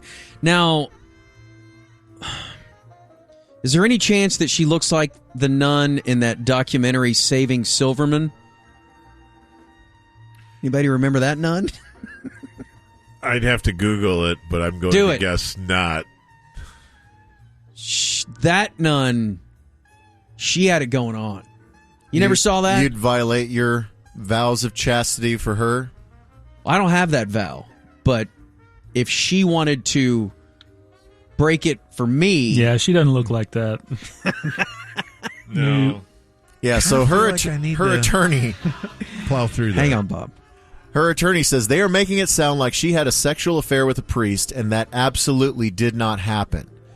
And so the Fort Worth Diocese, as I said, they seized all of their electronics. They have they eliminated daily masses. They're allowed to have a Sunday mass there, but they're not allowed to have daily masses. But because the Carmelite nuns are an autonomous order, the nuns say that they answer only to the Vatican, that they don't answer to the local to the diocese. Dallas Diocese? Or the Fort Worth Diocese. And so they're seeking $1 million in damages, and then they're asking them to return all their property, stop surveilling them, and just leave them alone. All they want to do is be left alone. Nun. They want a nun. They want a nun. And so... 72 acres? Ty, where is there a wooded area with 72 acres? I'm looking at a map, and it's as far south on Bowen as you can go in Arlington. South. Bowen and Sublette. Yeah, Sublette. Okay. All right. So the Fort Worth Diocese is saying that a secular court has no authority over ecclesiastical matters, and they are wanting the lawsuit dismissed. So a hearing is being heard in June on that. So they're saying, we don't answer to the courts, and the nuns are saying, we don't answer to you, only to the Vatican. But this is all over this Mother Teresa Agnes Gerlach, who's in a wheelchair with a feeding tube, who's lived there for 25 years, allegedly knocking boots with a priest. And they had I met her. Oh. Yeah, I don't like to talk about it. Well, why'd you offer it? I just wanted y'all to know that. I don't want to let you know anymore. There's no details that he wants to share. This is a big week in Dallas. Did you know that on Wednesday, the soft launch is scheduled, and the official launch is scheduled for May 31st? It's a rarity. Yeah. A soft launch? I didn't know that's possible. Yeah. Oh, I've done it. I don't doubt it, Dave. At a grocery store? Yeah, somewhere in public. Yeah. There's a press conference scheduled for May 31st as Dallas is reintroducing electric scooters and electric bikes. Yeah. Let's go. The bane of every major urban setting. Why does this make you so mad? Because they don't belong, because we can't handle them. We're just normal men. You like it because it's you like to take it 35 feet to a sandwich shop. Right, and then just dump it on the curb. Throw it down and spit on it. Kick it over. Throw it at the Dirk statue and run off. I treat it with the You soft launch on it and then run away. Yeah, Get away from me. You whip around and discus it onto the dart tracks. No, they deserve respect, and they receive respect from me. I don't think so. And I'm telling you, some sweet jumps. You think it's cool down here where it is kind of safe, but dude, these things are in Deep Ellum, they're on Lower Greenville, they're in Uptown, they're on Knox Hendrick. They're in places they don't belong. Well, they're going to try. They're trying to fix it. So there are 3 approved vendors. There's going to be up to 1,500 scooters and bikes on the streets. And so transportation experts are saying they don't know how safe they are because data on scooter and bike accidents is very spotty. It doesn't have like a universal reporting body. Right. And so the city has new rules that will require the vendors to provide monthly collision reports. They also are hiring a separate data vendor that will track compliance with these new rules. Among the other rules, there's limit on nighttime riding. There's lower maximum speeds in high activity areas. They can't be ridden on sidewalks or in parks or plazas. And there's a requirement that the 3 providers have to put the vehicles in underserved neighborhoods, and they have to keep track of where they're left, so they're not just piled up on some random corner. So you were down somewhere. here, like, by the end of the scooter and bike run down here, it looked like a trash dump of scooters and bikes. Yeah, they would just pile up on street corners. The slander is just too much. You know it's true because you were one of them. One of who? The scooter people that just dump it. I'm not a scooter people, and I'm not a hoodlum. I'm done with this. You give it a dude perfect. Every time. Fired off a building, trying to make it into a basketball hoop. Right? Yes, totally. Only 899 more tries. Well, I mean, I will be curious to see how many end up down here in Victory Park, and then I will also be curious to see if Bob rides it on his little Starbucks run to save him 5 seconds. Starbucks and scooters weren't made for each other. There's too much you can't carry liquid damage. Anything. You can't carry a soda, water. It's too hard. At least we'll finally start getting some YouTube videos of people taking it on the highway. Like, remember we had those a couple of times. That's the other thing. Somebody took it on Central. Yeah, that's another rule is they are not allowed on any street where the speed limit is over 35 miles per hour. Well, they weren't allowed before, but the people can't handle it. I know. I feel like if you would try it, you would like it more. I'm blaming the scooter. There's no point. Anywhere you can take a scooter, you can just walk. It's hot. It's going to be hot on the scooter. No, you're just standing there. You're paying the breeze. $1 a minute. I predict failure. Oh, yeah, this won't last. I predict failure again, and surely there will not be a third time. The only way I would do this is if we elected Sydney Sweeney mayor and she told me to do it. And she was on one. I would, and she gives all her speeches. I would follow Sydney Sweeney's orders. Could she win the presidency? I would have a soft launch if she told me to ride a scooter anywhere. That's your e-news. Or not your e-news. Your quick hits of the community. YouTube.com/@SportsGreek.